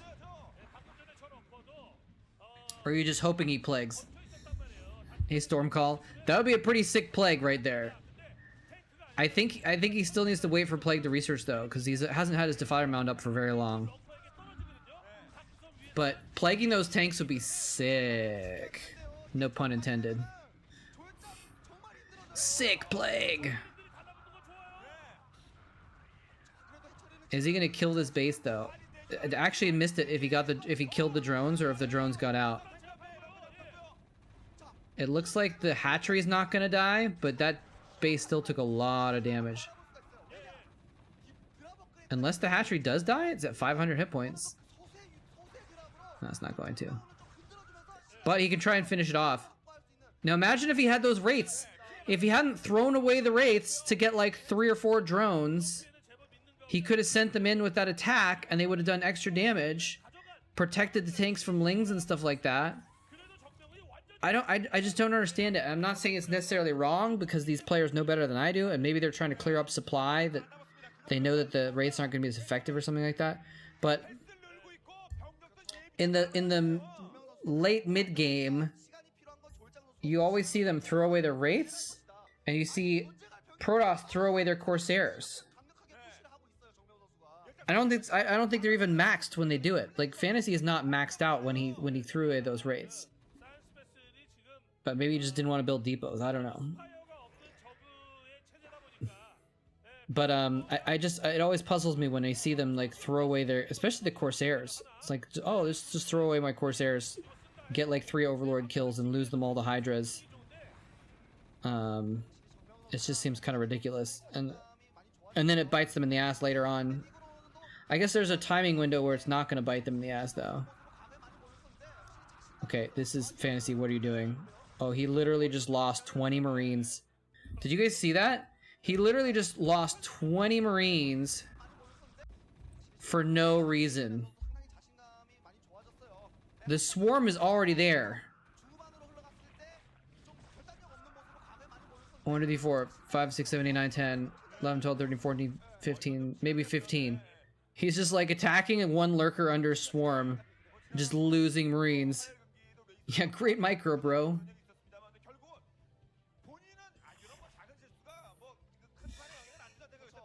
That's uncharacteristic of Fantasy, by the way. That's kind of surprising.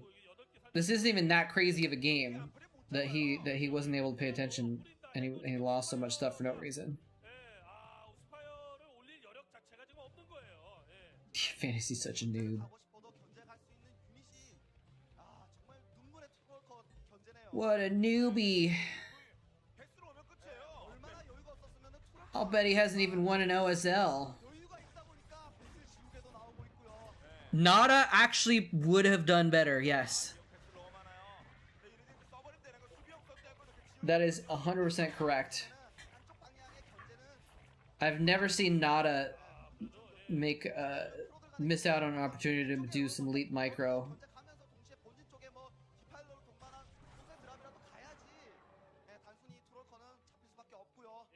What's Nada doing these days? I'm not sure. I wonder if... Let's actually check real quick, because I'm actually curious about that. Let's see if he has anything on his Wikipedia page to see what he's been doing. Dominance, blah, blah, blah, blah, blah. Return to Africa scene. Posted he'd been discharged from enlistment and we'd be returning to streaming on Africa. So... I guess he's streaming? Let's see. Nada 11200 on Africa.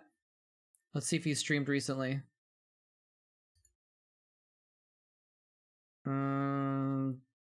Yeah, last stream was in May. So he hasn't streamed like too recently, but it's been somewhat recently. So there you go. That's what Nod is up to, I guess. He's probably doing other stuff too. He's probably not like just doing only streaming, but see, this is only a 3-hour stream or 2.5-hour stream. There you go. He's streaming in Africa, but he doesn't even have a camera or anything like that, so he's not really like hardcore into streaming, I guess. But I don't know what else he's been up to.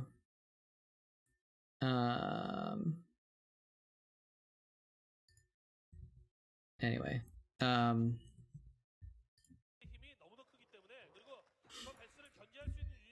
But he's done a lot of different things. He's kind of stayed in esports a little bit, but he also did he did something called Nada Mall in like 2011 or 12 or something like that, where he actually started his own online sales site or whatever. Hey Diggity, how's it going? Do you ever watch the Twitch account SCVOD Archives? No, I do not. Sony was in here the other day and he said that I was on there. He's like, hey, you were on SCVOD Archives. And I was like, what's that? But he didn't explain, so I haven't actually checked that out. But he said that one of my GSL casts was on it or something like that.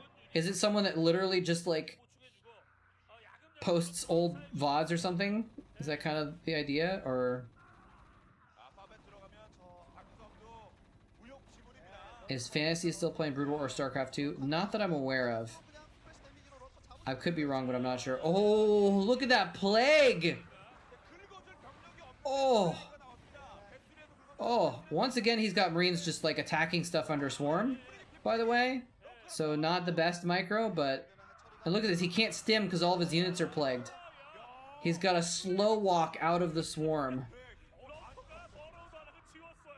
This is actually really well defended by Hero.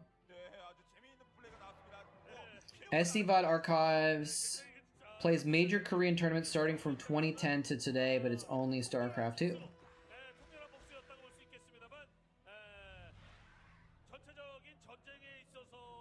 Getting ready to sleep and the orange-brown turn is pleasing. Lazy day, that's good. That's good, Diggity. Good to hear. Lazy days are nice to have. Hope your Saturday's going good. Let me know if you want to play, there's a beta of this roguelike top-down shooter that I've been playing a little bit of. And it's pretty cool. It's called Anvil. The Vault Breakers, and it's just like a gameplay beta, but it's pretty fun. I'm hoping to make a video about it today, later today, to put on YouTube actually.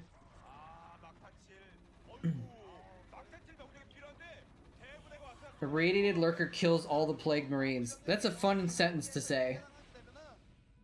Yeah, see, Fantasy, he's been hammering at the bottom right base. And Hero just hasn't been able to do anything about it. He's not mining at all now, so this is pretty much over. So, but anyway, let's see here. Archive every GSL, GSTL, OSL, SSL, running in order. Wow. Okay.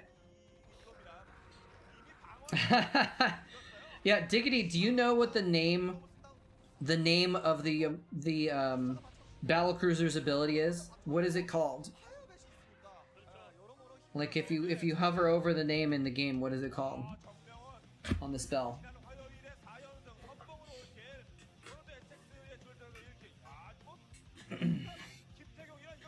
Am I getting Diablo 2 resurrected? I probably will be. Yeah. It's the Yamato gun. It's actually called gun in the game. I've been calling it Yamato Cannon for decades, and so has literally every other person in the entire universe. But in the game, it's called gun. Right? What? What the hell? And I guess, like, in the lore and the cutscenes, they call it a Yamato Cannon. So, like, it's not completely crazy that we all think it's canon. But when you, apparently when you go on the name in the game, it's called Yamato Gun. In StarCraft 2, it's called Yamato Cannon. Miss Starcraft 1 is Yamato gun. I don't even. Oh, I just accidentally, Do we want on more fantasy, TVZ? Fanny versus Shine actually could be pretty good. There's some birds outside of my house doing weird things right now, by the way. It's weirding me out. Fantasy versus Shine could be very cool, actually. Yeah, it must just be collective insanity. You don't believe me? Check it. Please do. I don't even believe myself. But I believe CanonCon. I believe the wiki, I guess, that I saw. But, if we can get some confirmation, that'd be good. Fanny versus Shine. Shine, dude, Shine's a funny looking guy, too. I can't wait to see him right now on screen in a second. Look at him. He's like a weird looking face. It is true. I will never play Brood War.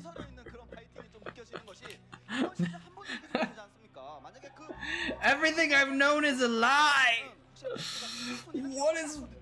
What is reality?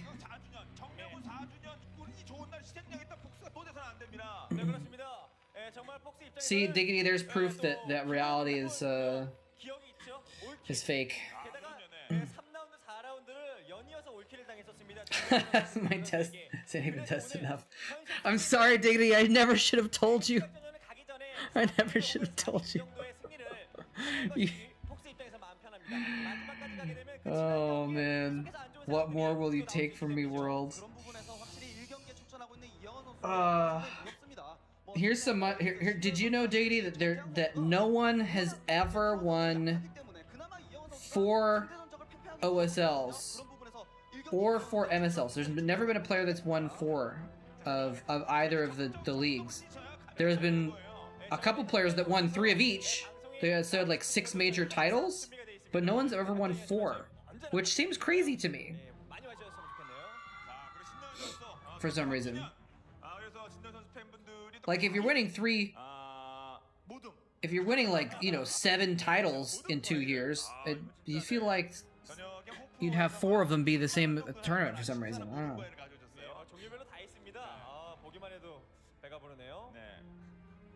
All right, let's give Diggity some trivia then. Let's see if you know who are the 2 players. And we just looked at this like an hour ago. Actually, anyone that's new. So if you already know it because we looked at it on stream like an hour ago, don't spoil it. But anyone that's new, see if you can think of who are the 2 players that have won 3 MSLs and 3 OSLs. There's 2 players that have done the double triple.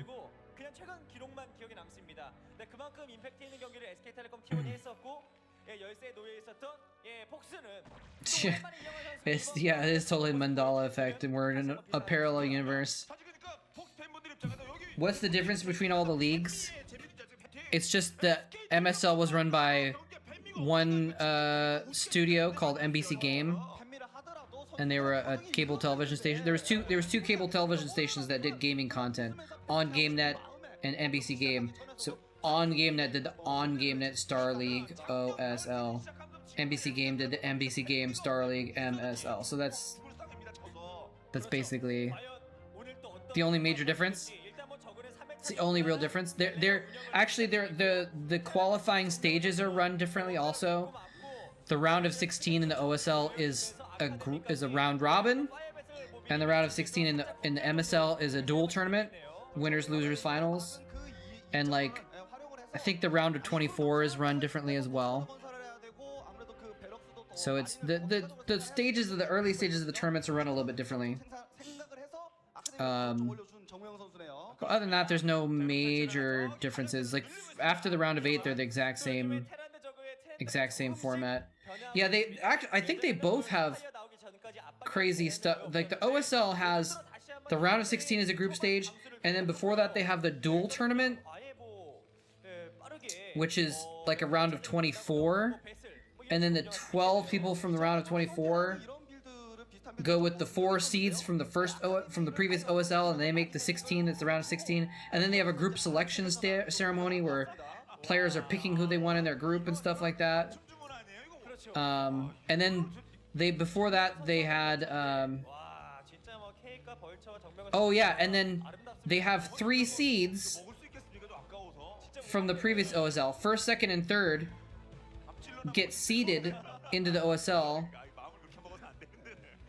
and as the beginning of the groups, and then the winner of the duel tournament actually gets the 4th group seed that starts the group, and they get the first pick in the selection ceremony. It is kind of ridiculous, and it's kind of hopefully impressive, but maybe a little sad that I know that I could just explain all of the details of this stupid format off the top of my head because I've been so involved in StarCraft stuff. Yeah, for some reason the OSL always felt more prestigious, even though it was the exact same players and, you know, the exact same difficulty level to win it. I'm not sure. I don't know.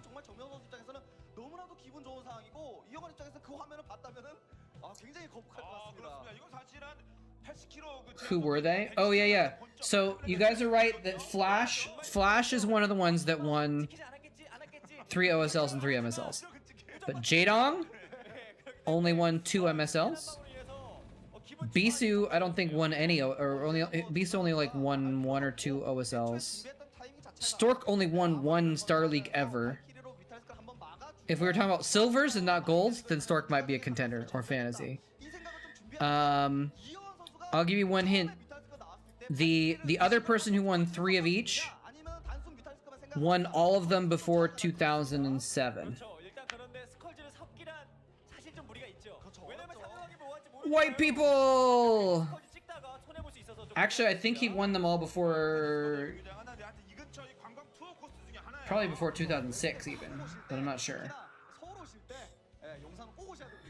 Now explain the BWCL system. I actually don't know that system at all.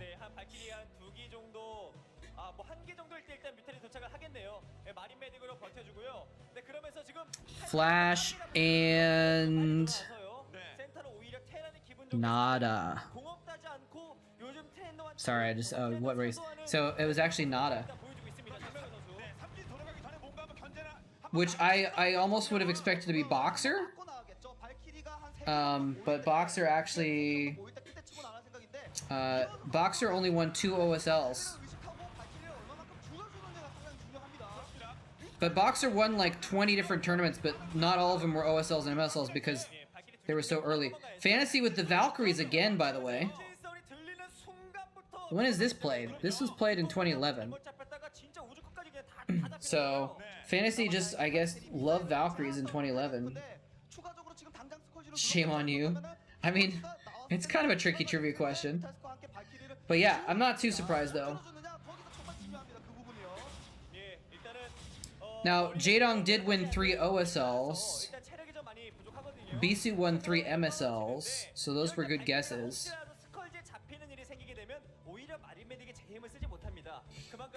How's it going, Slemons?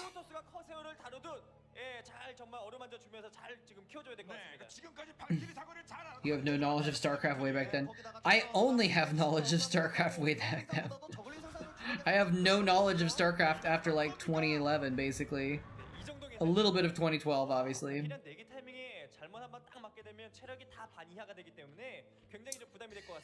But I actually, when I was in Korea, I actually didn't pay too much attention to Brood War because I was so busy paying attention to StarCraft 2 and League of Legends that I like didn't have time to follow Brood War that much.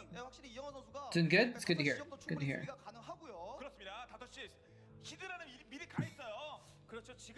Yeah, Boxer has like, if you look at Boxer's record on Team Liquid player database, he's got like 25 wins or something like that, 25 placements. Now like 5 to 10 of them are like show matches where like it's listed in TLPD as like a gold medal, even though he only lost 1 Valkyrie and they did so much damage to the Mutas. They're not done yet. As if he can't get up the ramp. It's good timing. But yeah, but like Boxer was playing in a time when there was a lot of Nice. The lurker block with the lurker behind the lurkers.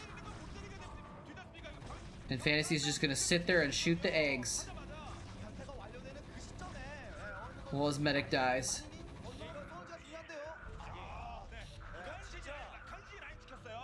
That's why the world was given Artosis. Yeah, runner-up in WCG 2005. Yeah, the same guy. Yeah, Artosis knows all about that stuff. It's pretty impressive. Like, I call myself the Starcraft history teacher. He should be something above that. I don't know, the Starcraft history professor or something.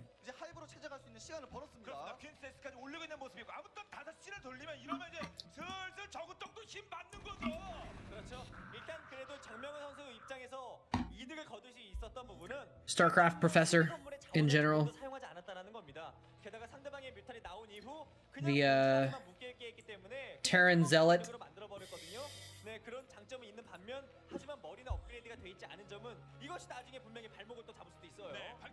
Freaking A, man.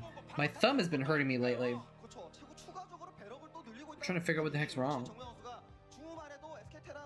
The guy who pylons are named after? Yes, exactly. The same. The same. Oh! That Scourge was perfect! He's like, I'm just gonna run right back here just in case there's a vessel coming across the map right now.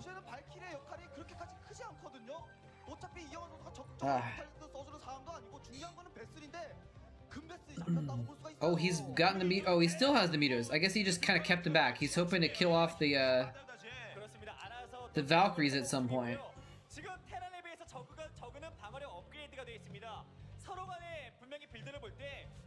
Artosis knows everything, how to counter them, still gets whooped on ladder. Well, I mean, the thing is StarCraft knowledge and StarCraft execution are two different things. But Artosis still has an extremely high level of execution, you know? But like,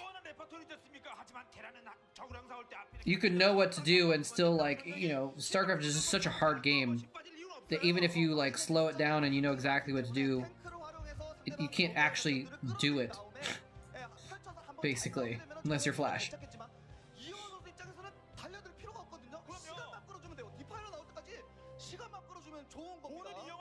But Artosis, he rages sometimes? Are you sure about that?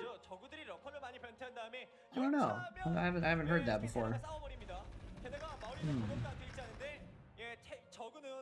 Didn't remember Shine being this good. Yeah, Shine is someone who I also didn't remember being that good. And then like someone pointed out recently that he's actually like like there was a time when he was actually one of the best Zergs and I didn't even realize it. Like he had a really good record. Hey, Extremion 20. I didn't see the last numbers there. Extremion. Extremexion. It's a hard one to say.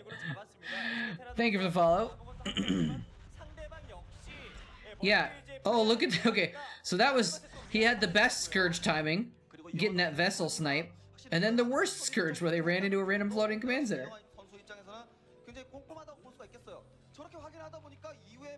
I'm gonna check real quick. Actually, let's pause this for a sec and check players. Shine. Let's kind of see what he, because I think he had like some record for like most wins in a row or something like that. Look at this. His Zerg versus Zerg was pretty good, 66%. But maybe we need to look at his Team Liquid player database link to see about him. Facts. Surprise upset against Bisu. He beat Effort in ZVZ. Beat Bisu in the round of 36.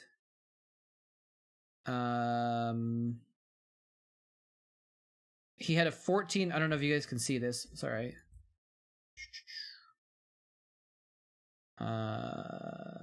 Where's the thing here? He had a 14 match winning streak broken in the OSL round of 8. Second or third result among StarCraft players of all times. The biggest ZVZ winning streak of all time with 12 matches in a row. So he actually was really, really good. Like, really strong player back then. But he didn't really get any titles. You can see he got third, fourth in the OSL. He was in the OSL consistently in the last couple of years, but didn't really get any wins or anything like that, you know? So, anyway, what is this? Group stage. And then in ASL, obviously, he's been doing well recently as well. I didn't realize he also got this race survival, whatever. Or maybe I guess maybe not ASL recently, never mind. Season 3, 2017 was the last time he did well in ASL. So, but he's still around. Still around. But I hadn't realized how good he was, and then I think it was when we were doing trivia probably, the other day, and like about his streak, and I was like, what? He had the ZVZ streak? It's crazy. Yeah, he was able to get to like round of 16 and stuff like that.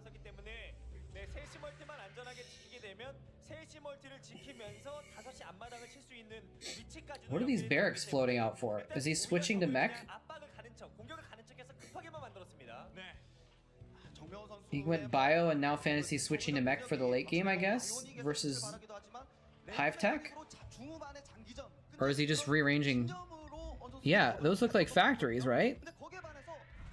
He's floating his barracks and building factories. What? Hey Chris, how's it going? He was very, very good. I guess like I just never understood how good he was. Like at the time in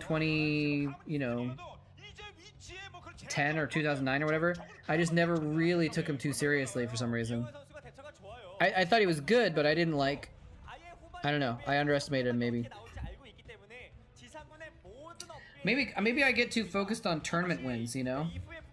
Like I look at people's finish, where they finish in the Star Leagues, and that's kind of how I like generalize in my head how good they are, you know? So if a player is really good but they're not doing well in the individual leagues, it's hard for me to wrap my head around that, I guess. Look at that! Oh, that was not as good. Baiting out the mines with the Zerglings so that the lurkers could actually kill the mines. That's actually pretty cool. Cheeto map. Oh, time for the Firebat to win. Oh, he could have left the Firebat under the swarm, actually. Instead, he ran it out with his Marines. I mean, that's like ridiculous to expect, but... Hey, what map is this? La Mancha. La Mancha is the name of this map. I would not have been able to guess that. I do not remember this map very well at all.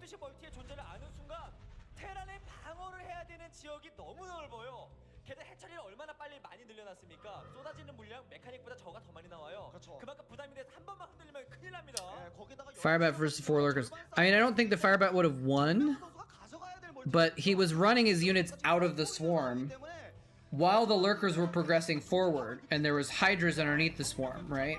So like if he left the Firebat there, it would have died, but it would have made him burrow the lurkers earlier or something like that, or he might have gotten some hydralist kills. That's all I was thinking.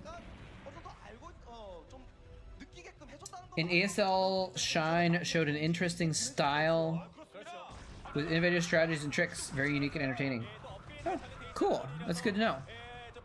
I didn't know that. He's got so many Valkyries, and are they about to get plagued? Is he about to get all of his Valkyries plagued? Yes, he did. I called it. They were off screen when it happened, but it happened. Oh no. Better the Valkyries than the Vessels, I guess. But the Mutas are still around. He still kept those Mutas alive. It's a good plague. He's gonna try and get another spell off. Nope. He's just gonna like eat the Hydra and run away. Die. In his ASL games from the season, he finished second is worth checking out. Okay. That was a while ago, right? I mean, that was like, we just looked at it, but I already forgot. 2016 or 2017 or something.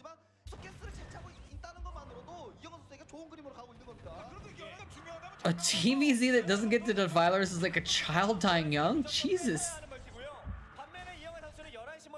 I do really enjoy late game TVZ for sure. Plagues and swarms. Mwah. See, that actually hurts me to do that, like making this motion with my thumb. Like, it's as if I'm like getting repetitive stress syndrome from playing Xbox or something, but I don't own an Xbox. For some reason, this motion is messed up in my thumb.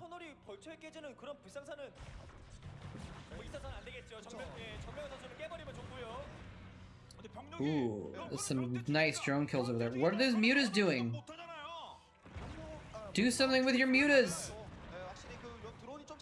They're still alive! He probably just forgot he has the mutas, honestly. Plague is pretty ridiculous. Now, did he repair them?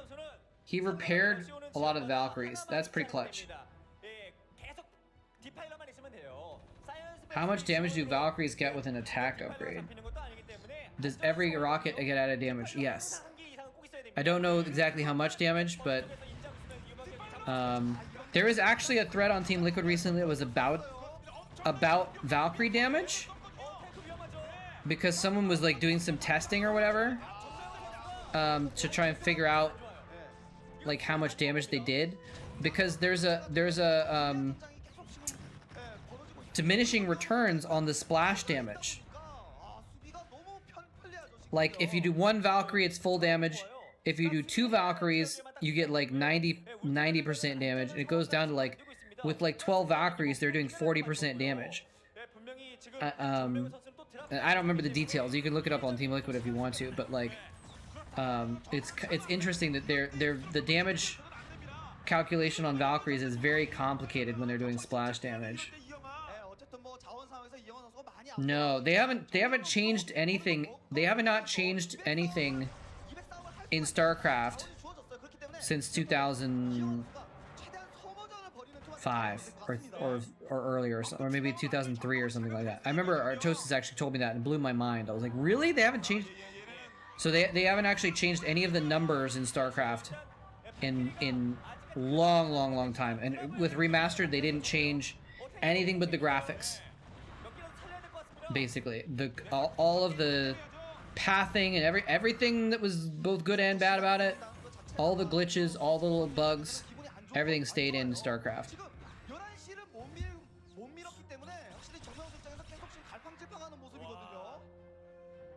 They fixed some bugs in Remastered? Okay, well maybe I'm wrong. Sorry about that.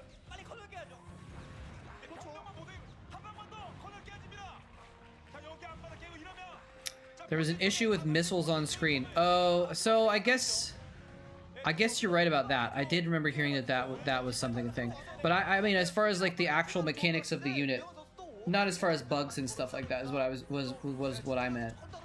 Like, they never like reduced the damage or changed the amount of upgrades or something like that. I like how he has these Valkyries and then one Wraith in there too, just for fun. Yeah, but I remember hearing about that sprite limit thing where it would bug out, and I actually never knew what happened with that. Was it like if you had like 24 Valkyries, like some of the missiles didn't fire or something like that?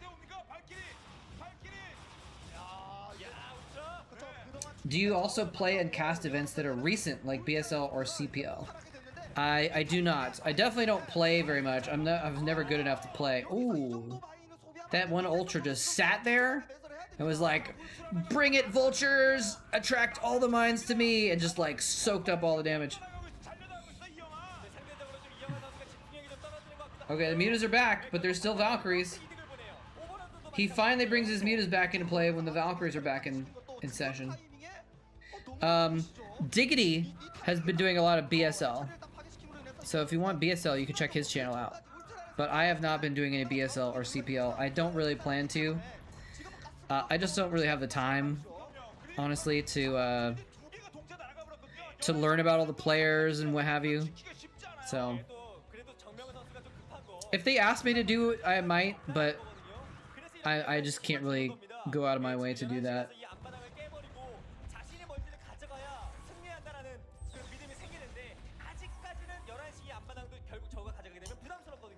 There you go. Go watch Diggity. That's your YouTube channel, right, Diggity? I hope I didn't get that wrong. There we go. Yeah, I got it right. Okay. Diggity actually has his URL. My URL got freaking stolen. I had youtube.com/moletrap and some stupid ass band, European band, stole it from me. And Google let him steal it for some stupid reason, even though I had that channel URL for years. Pisses me off still. So now you have to go to youtube.com/user/moletrap, which is dumb as hell. And there's no way to complain about it either. Pisses me off.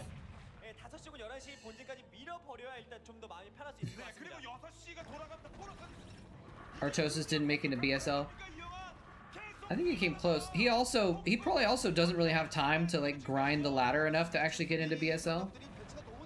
I think he probably could if he really put all of his effort into it, but look at these ultras running through. If that ultra had run into the SCV line, that would have been clutch.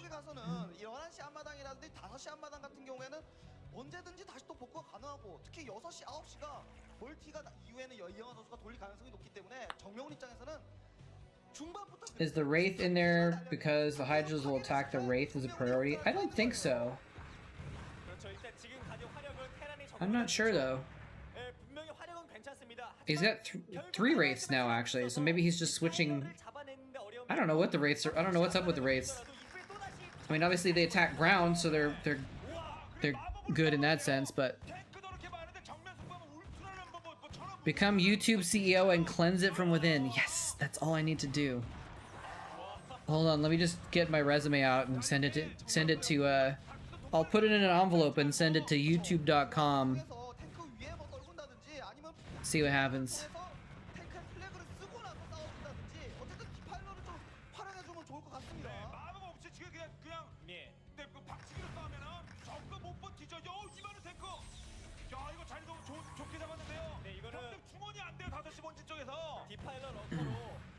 But yeah, I do want to just defend like Artosis though, because a lot of people are like, oh well, if he can't get into the Star Leagues, then you know he must not want to know what he's talking about. But like I said before, there is a big difference between being able to know what's going on and being able to execute it, you know. So I have a high confidence in Artosis' knowledge of the game for sure. Oh, look at that Hero Ultra! Oh wow, he's like, I'm going in, boys. Let me get all the mines. And he still survives to go after the other tank. I think maybe one of the mines went off earlier and killed the other mines. Maybe that's why it didn't die.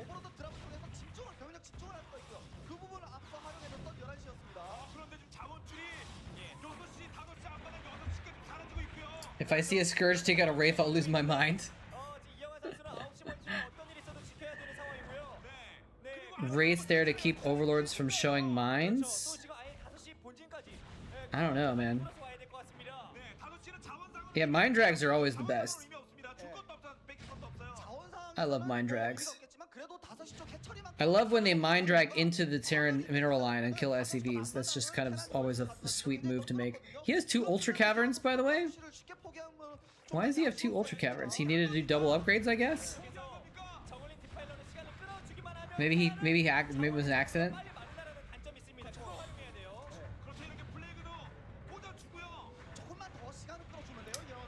There's no getting around it. Artosis does have a foul mouth.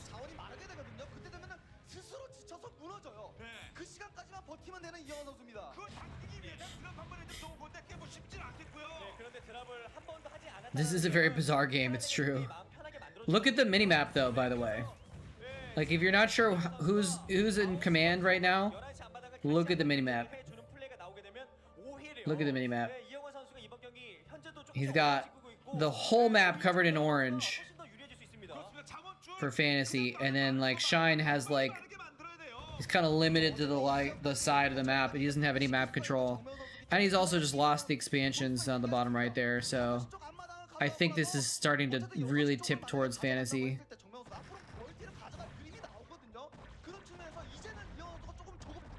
Yeah, maybe a couple spores would have been a good call. Uh-oh. Rip tanks. Oh, that Ultralist did a nice mind drag there. He's doing really well with those. Like, you can tell these are intentional mind drags. That he knows what he's doing. It's not just like that Ultra was in the wrong place. He held the rest of the Ultras back. He's like, I'm going into a minefield. I'm going to send one forward to do the mind drag. Right? Yeah, it looks like the orange should be the Zerg, right? Now, some of the minimap spots on the minimap are like mines. They're like clumps of spider mines. So it's not like he has that much units around the map or whatever, but it's just the area of control is very obvious.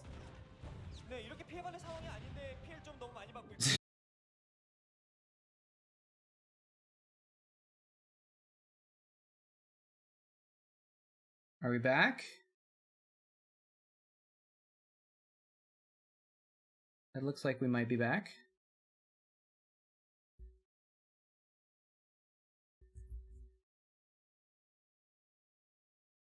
All right, I think we're back. Can everyone hear me? I don't know why my stream randomly disconnected.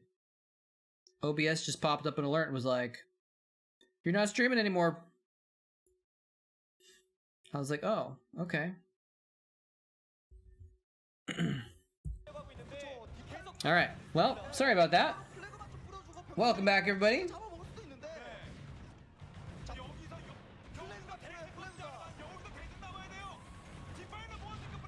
Yeah, workers don't trigger mines. They're considered to be floating, like vultures or ooh, look at that plague. That's a nice one. A lot of tanks. Oh, those ultras got caught. Got caught in action trying to get a drop off. Yeah, so anything that's considered floating doesn't trigger mines. Vultures, Archons, workers. What else? Is there anything else that's a ground unit that doesn't trigger mines? I can't think of anything right now. I think that's it, right? It's just Archons and Vultures.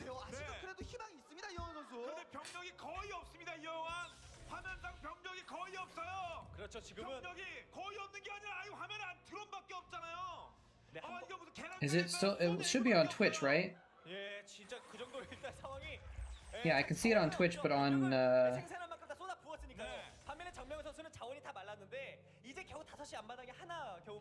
that's weird. On Restream, it says Twitch isn't working, but on Twitch it says Twitch is working. So whatever.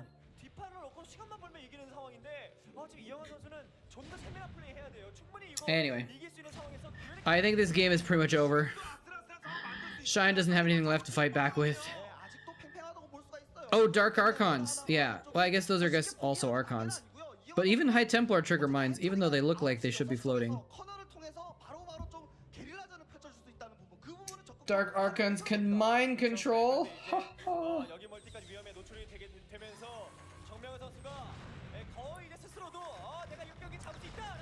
So I might have a little bit shorter than usual stream today, but we'll still do 1 or 2 more games. We'll watch 1 or 2 more games, but does anyone have any requests, by the way? Because this game is going to finish up here pretty soon.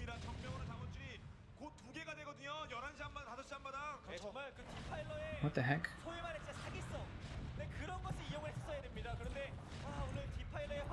I need to log into chat, apparently. On Restream, for some reason.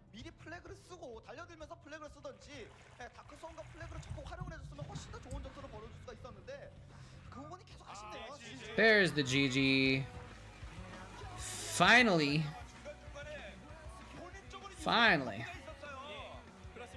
Alright, any requests? What to watch next? More fantasy? Effort versus fantasy, maybe? I'm just gonna click it, but if anyone wants to change the plan, just let me know. We can change it very quickly. We don't have to watch this. Apparently it's fantasy day today. Fantasy TVZ day today. Just watching a lot of fantasy. I mean, it's just the algorithm is showing, you know, what's coming up next. It's a sick gif right there. Yeah. 3. I was gonna look at fantasies. Let's just look on here. Fantasy player TLPD. I'm looking at his record. 60% win rate versus Zerg fantasy. It's a really good win rate. Yeah. Just seeing Wraiths and Valk with Goliath is strange. You have a sick ZVZ? What game is it? Do you have a link for us? Actually, I don't know if you can share links on YouTube, but if you just tell me the name, or if you just put the URL, the like little watch thing, you know, like watch equals, I can search for that too. Like then you're not posting the whole URL. I like ZVZ though. Not everyone does, but I'm a fan.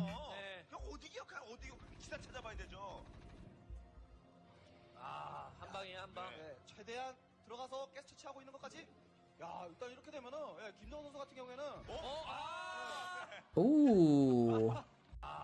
That was actually pretty clutch. Was he trying to make an extractor to save the drone? Haha. Oh yeah, let me update the title. Good call. I don't have to change the fantasy versus. Wait, I forgot who this is now for some reason. Effort. Fantasy versus Effort. Effort, arguably a better Zerg than Shine. I think it's fairly easy argument to make. Actually.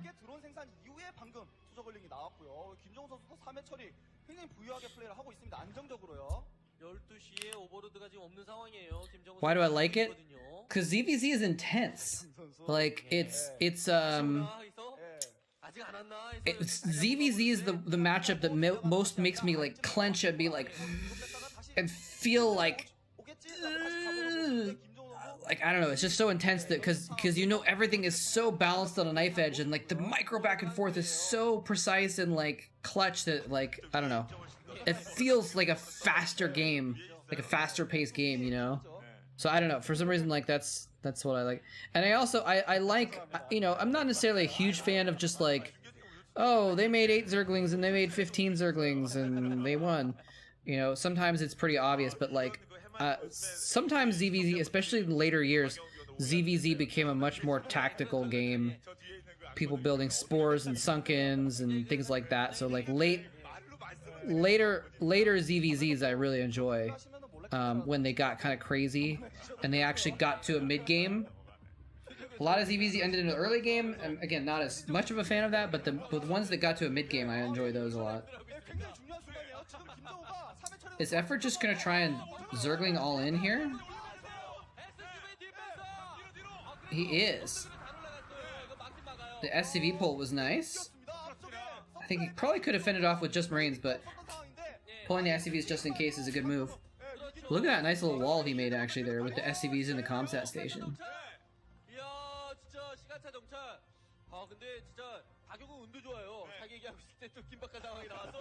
Is a comsat station a building that you can make even when there's a unit on the spot? Or do you have to move the units for comsat also?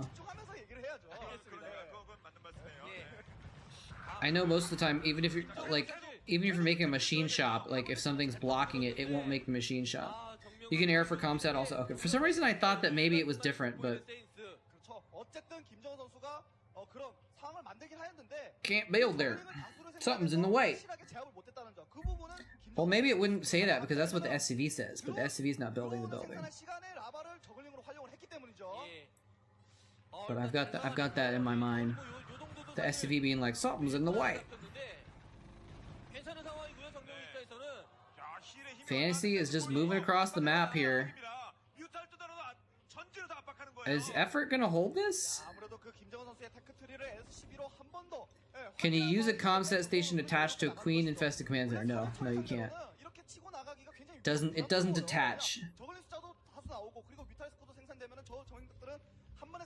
That'd be pretty sick, right? If you could capture a comsat station and have comsat as a Zerg. Be a very rare situation, but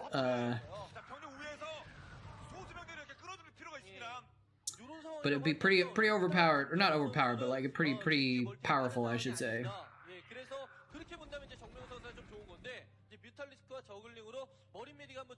All right, the mutas are out now. So Effort's muta control is one of the best that there's ever been. So we might be in for a little bit of a treat here. If anyone could show off their mutas against Terran as much as like Jaedong can, it's Effort.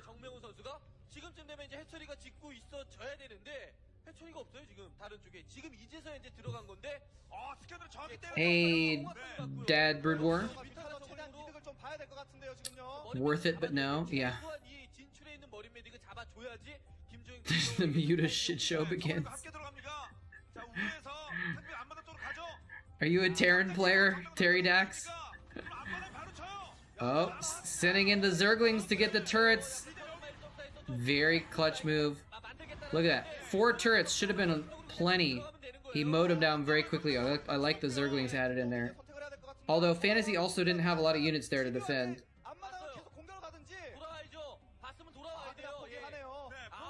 He sent half of his army out to try and block the 3rd, which is kind of interesting. He's not defending.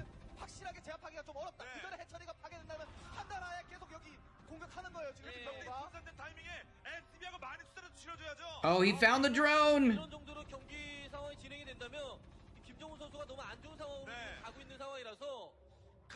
Shutting down that 3rd is important.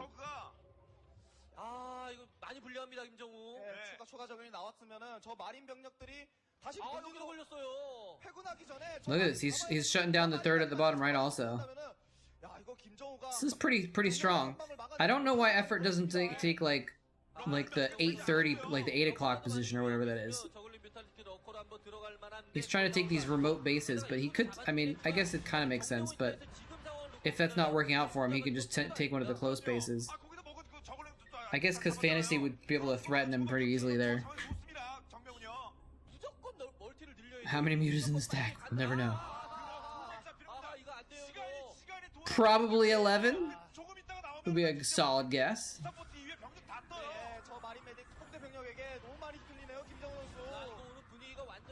It's built a lot of turrets. Oh, here he goes. He's diving in. No turrets in the top of the main. Oh, but Effort's still gonna avoid chilling in the back.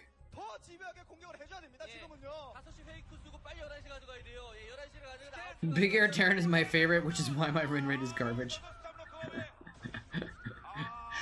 Sometimes the fun things are the not the best things. Hey Sony, how's it going?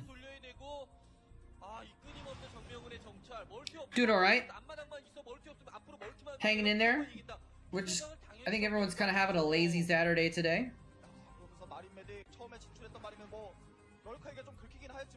Did 5 blunts and you're ready to watch some Starcraft. Jesus. Alright, welcome.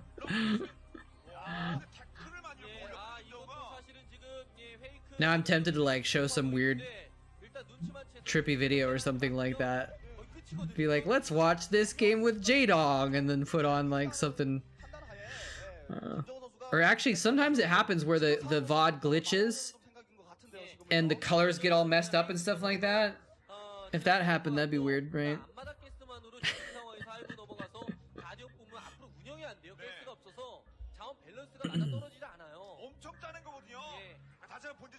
Watch the game where Jelizer gets 818 AVM with Muta Micro. So that's who I was thinking of.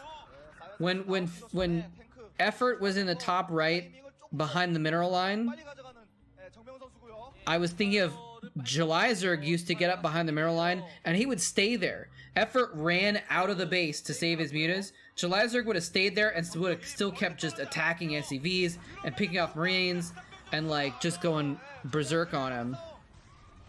Effort is going to go for the secondary attack of the natural instead, though. Yeah, Jelizerg don't give an F. He'll camp your mineral line and just kill everything. And it would work. He would just micro so well against those units. It was kind of crazy. Dang it, my laptop. Agent Rifle, I might need to buy a new one. This laptop is running out of batteries too quickly. It's only been off cord for 3 hours, but for some reason it's almost out of batteries already.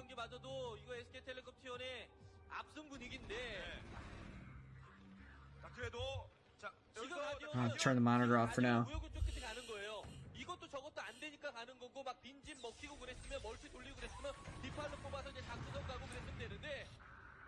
This went from Effort invading Fantasy's natural expansion to the opposite very quickly. Oh, he's dropping the third? Oh, but the lurkers are there. He knows this is coming, I think. Oh, look at this. This is so sick by Effort. He's got lurkers in the... Oh, are they on stop? Oh, no, they're on stop. They just weren't in range. This is the second time that we've seen Fantasy today running stuff up a ramp or into a swarm and just like not paying attention and losing a bunch of Marines.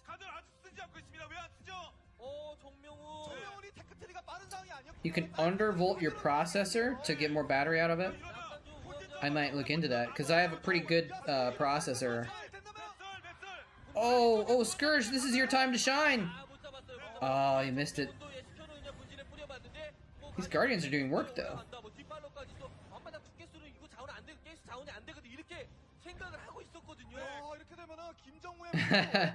See, well, Terry, I'm talking about, so the laptop that I'm streaming on is plugged in, but my Chromebook on the side is the one that is almost out of battery.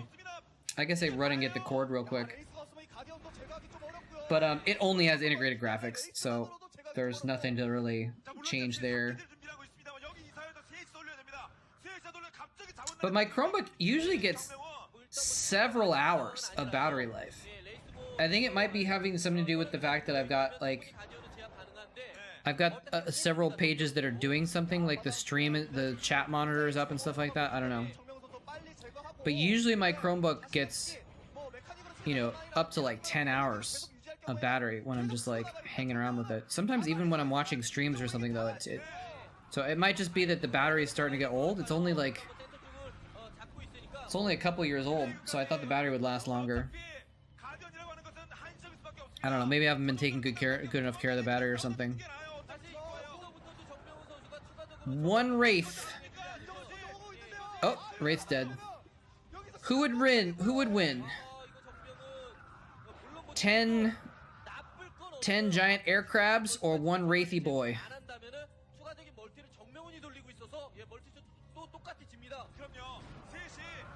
Yeah, my Chromebook, I generally haven't had any problems with it.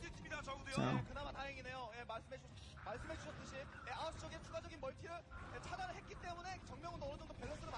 That's another thing that I've seen Jelizerg do, is when he gets the Guardians, he actually gets mutas and like a Devour or something like that to protect it.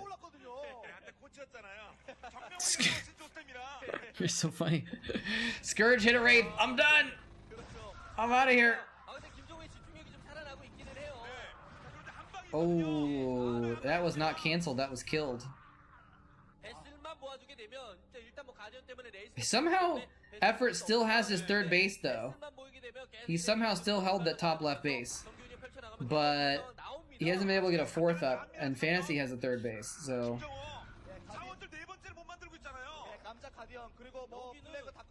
Yeah, exactly. Get like a few mutas, one Devour, a couple Wraiths, and you can kind of protect against... Or, I'm sorry. Couple Scourge, and you can protect against the Wraiths pretty well. And then the Guardians can actually do damage. If they have a lot of vessels, it doesn't work as well, but Fantasy's vessel count is pretty low.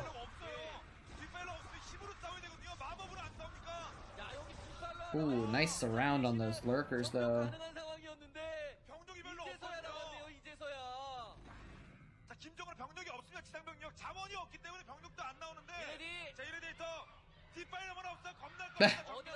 The vessel's just like wandering around looking for targets, flies right over like 3 good targets, and was like, oh, wait, missed it.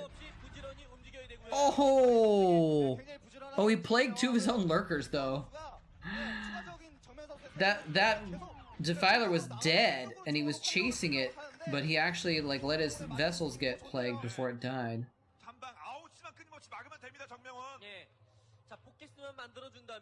Do you think Guardians would be better in Starcraft 2 than their replacement? I don't know. I mean, they're basically the same thing. The only difference is that the crap, what are they called? Broodlords. Broodlords make the little broodlings when they fire. Otherwise, they're exactly the same. That's a lot of swarm. He coated that area in swarm. Jeez. Plague? Nice plague.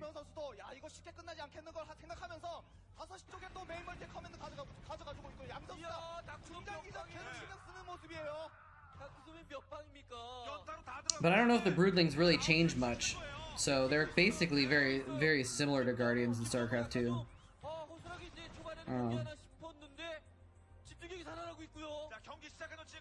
So I guess, I mean, I don't know enough about the StarCraft 2 meta to make any informed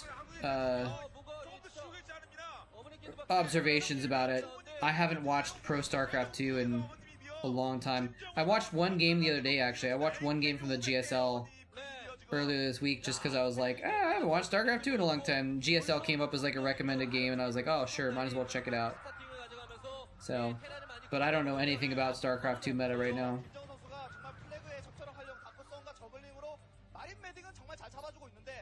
Do they do damage over time? I feel like the broodlings usually just die really quickly and they're not really doing a ton of extra damage. What they do accomplish, though, is that they present a target on the ground, soaks up damage from like marines, and the tanks will fire on them. You know, so that's one of the major advantages they have, I think. But the broodlings themselves don't do almost any damage. They make that little sound, though.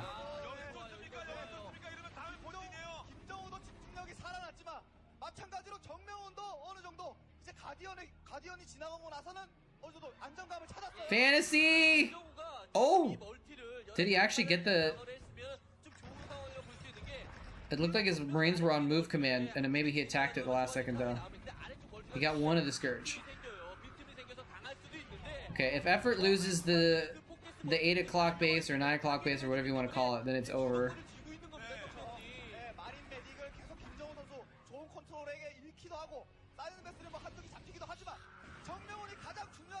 StarCraft 2 has too many special effects like an action movie. Dude, have you ever seen a League of Legends match? Talk about having too many special effects. Oh man, yeah, I think that's it. I think Effort's toast now. That one Ultralist doing some work, but he already lost that base.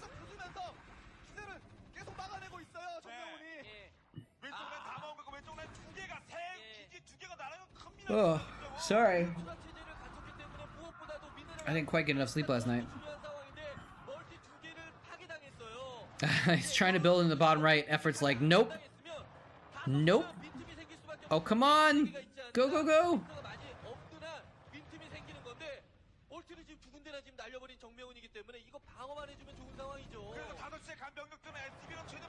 Effort is like kind of a weird looking guy himself, actually.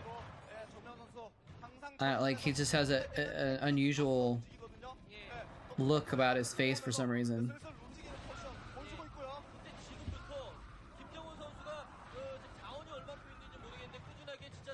Yeah, well, I mean, this is a good counterattack. He's doing some damage over here, actually. He's forced Fantasy to lift both of his expansions that we're mining at this point. Are they? Do they show his supply? 94 supply. So they showed he's at efforts at 94 supply right now. It's actually not bad. Where's Fantasy right now? 100 supply. So Fantasy's a little ahead in supply. The Koreans say he looks like a hawk. I could see that. I could see that. So they're both about even in supply right now. So maybe it's not as over as I thought it was. Hey, Hail Terra. How's it going? Poor effort from poor effort. Nice. Well done. Oh, look at those irradiates. That was beautiful, actually. Nice irradiate spread there on these ultras that aren't engaged in battle. Oh, maybe they are going to be engaged in battle. I always wonder about how much damage it does to irradiate an ultralisk that's going to engage with your marines, because then the irradiation is going to do damage to your marines also. But I wonder if it might be worth it or not.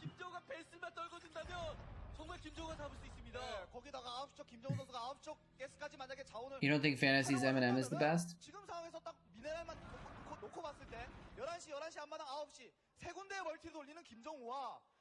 Same damage output as Ling's, yeah. Oh,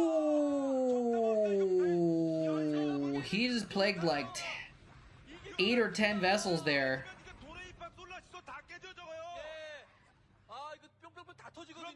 Yeah, cracklings are actually so strong. I don't remember who it was, but I was thinking about this before, you know, about the damage output, and someone said that the DPS of a crackling and an ultralisk is about the same. Obviously, ultralisks have a lot more hit points, and that's their job, is to have hit points. But like, a single crackling for 25 minerals has the same damage output as a 700 resource ultralisk. And there's the mutas chasing down the vessels. Oh, damn. Let's watch that again. Oh, man. Vessels are just chilling like we got nothing to fear. Oh. 2 muta boys incoming. The bounce. The bounce. Oh. He's killed like 7 vessels. Oh, disgusting.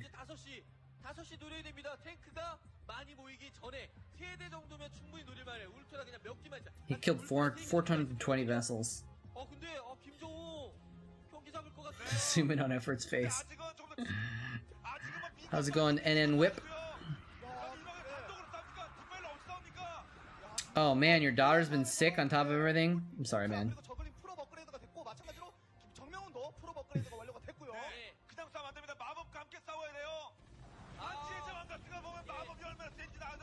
It's a nice little defensive spot there. Bunkers are actually so strong. Not against cracklings, but still. It's kind of amazing how effective bunkers are against lurkers. Like, when you have a couple bunkers, like, no amount of lurkers and non-cracklings are gonna, like, break it, basically. It's kind of crazy. The Ultra lives with 1 hit point. I can't believe, I thought Effort was dead. I thought Effort was about to die. And then they were like, oh, well, actually, they have even supplies. And Effort's managed to get these extra bases up, but he's gonna lose this one again. But Fantasy never got the bottom right base back up and running, did he? Or maybe he did. Let's remove this for a sec. Okay, he does have bottom right, actually, so never mind. I think Fantasy is pretty decently ahead.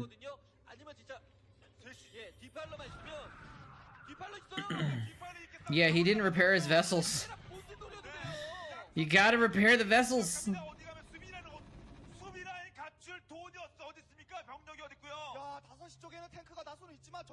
Fantasy is definitely more of a macro player than a micro player. And so he makes some micro mistakes sometimes, I think.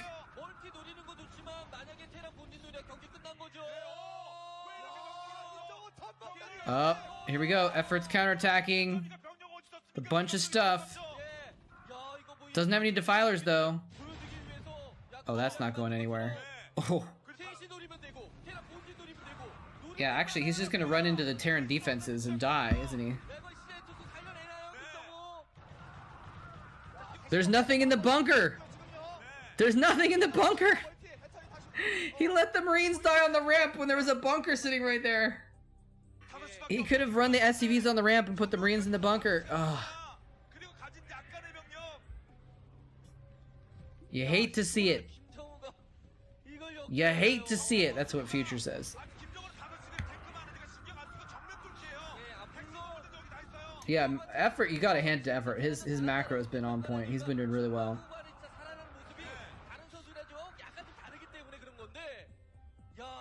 What are the tanks doing? Where? In the bottom right or the top right?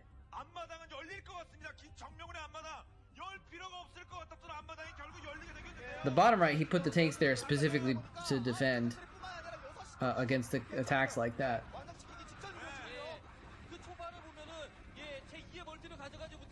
Good old irradiated Ultralisk.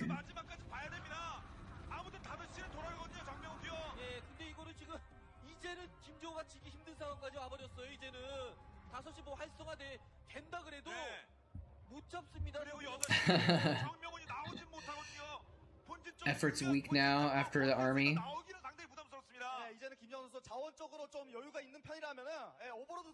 Yeah, it does take a long time.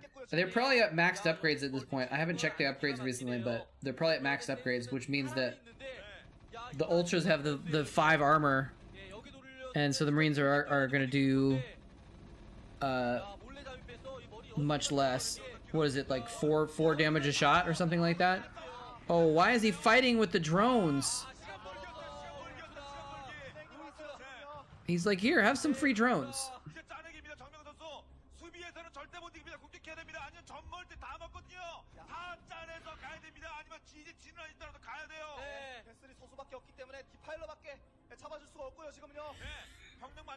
Effort is finally starting to get more bases, it's true.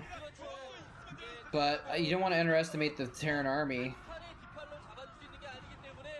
Actually, what Terran army? He doesn't really have a lot, does he? I wish we could see their supply counts now, because I feel like Fantasy's probably like 20 supply behind at this point.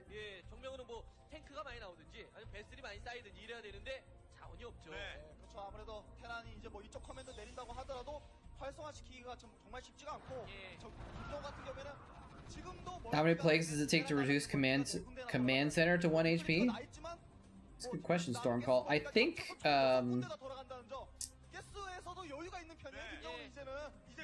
doesn't a plague do 300 damage or something like that? So it would take 5 plagues, I think? Not counting the fact that once it got below a certain level, it would start burning down. I don't remember though, but I think Plague does 300 damage. I could be wrong though. But there's some kind of max on the Plague damage though. It doesn't just reduce everything to 1. I think all units, or most units, get reduced to 1 though. Oh, sick plague. He's not making any lurkers though. But I guess when you have cracklings, it doesn't matter. That was a nice plague right on the ramp. Are we gonna get a visit from a cat? Hi. Oh, cat's peacing out. You don't want to be on stream, kitty cat? Come here. Come say hi to the stream. Cat doesn't want to say hi. Sorry, guys.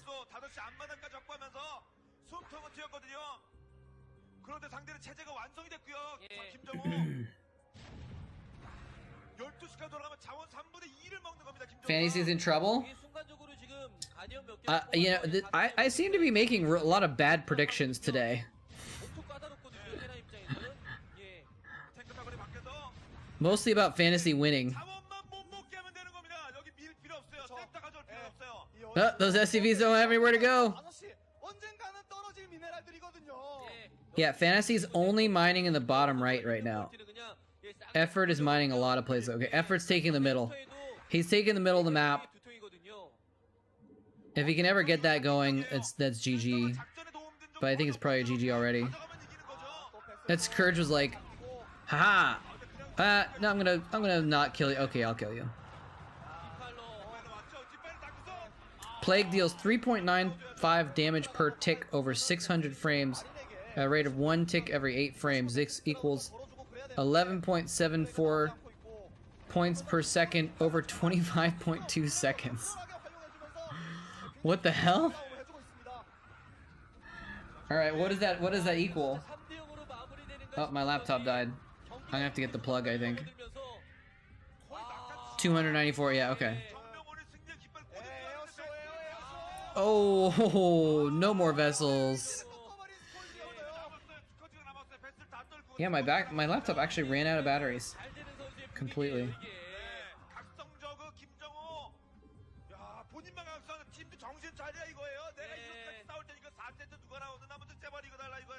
I didn't realize that some of the numbers are so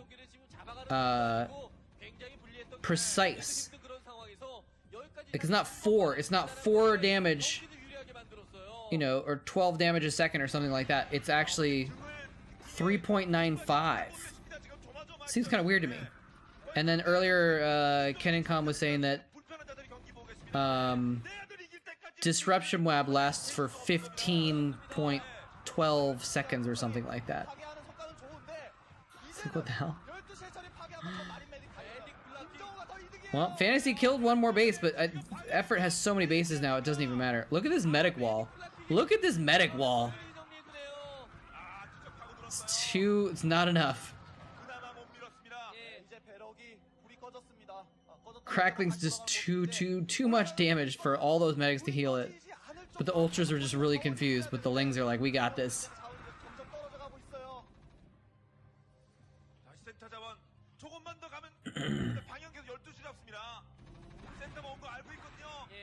Yeah, I wonder how that works if they're actually like if they're doing, you know, 3.95 damage per tick.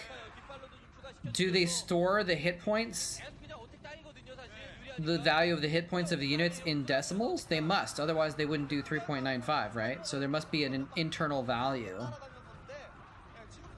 I wonder if you could ever have a unit alive at 0 hit points. I wonder if you could ever have a unit alive at 0 hit points because it took, you know, damage below 1 but not down to 0 yet from something like that. Right? Like if it had 4 hit points left and it took 3.95 damage, would it just count as dead? I don't know. I might have to try and test that out or something. I don't know if I care enough to test it out though, actually. All right. I think I might call it there, guys. It's almost 4 o'clock here, and I actually don't even have anything to eat for dinner. So I'm gonna need to go out and like get some groceries and stuff.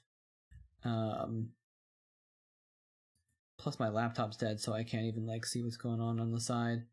But thank you all for hanging out. Hope you all enjoyed it. If you use optical flare on Ultra, does that wait, what does it say? Sorry. If you use optical flare on Ultralisk... Wait, is my chat bugged?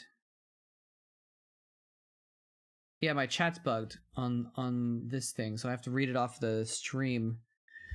Optical flare on Ultra, does that up its attack AI?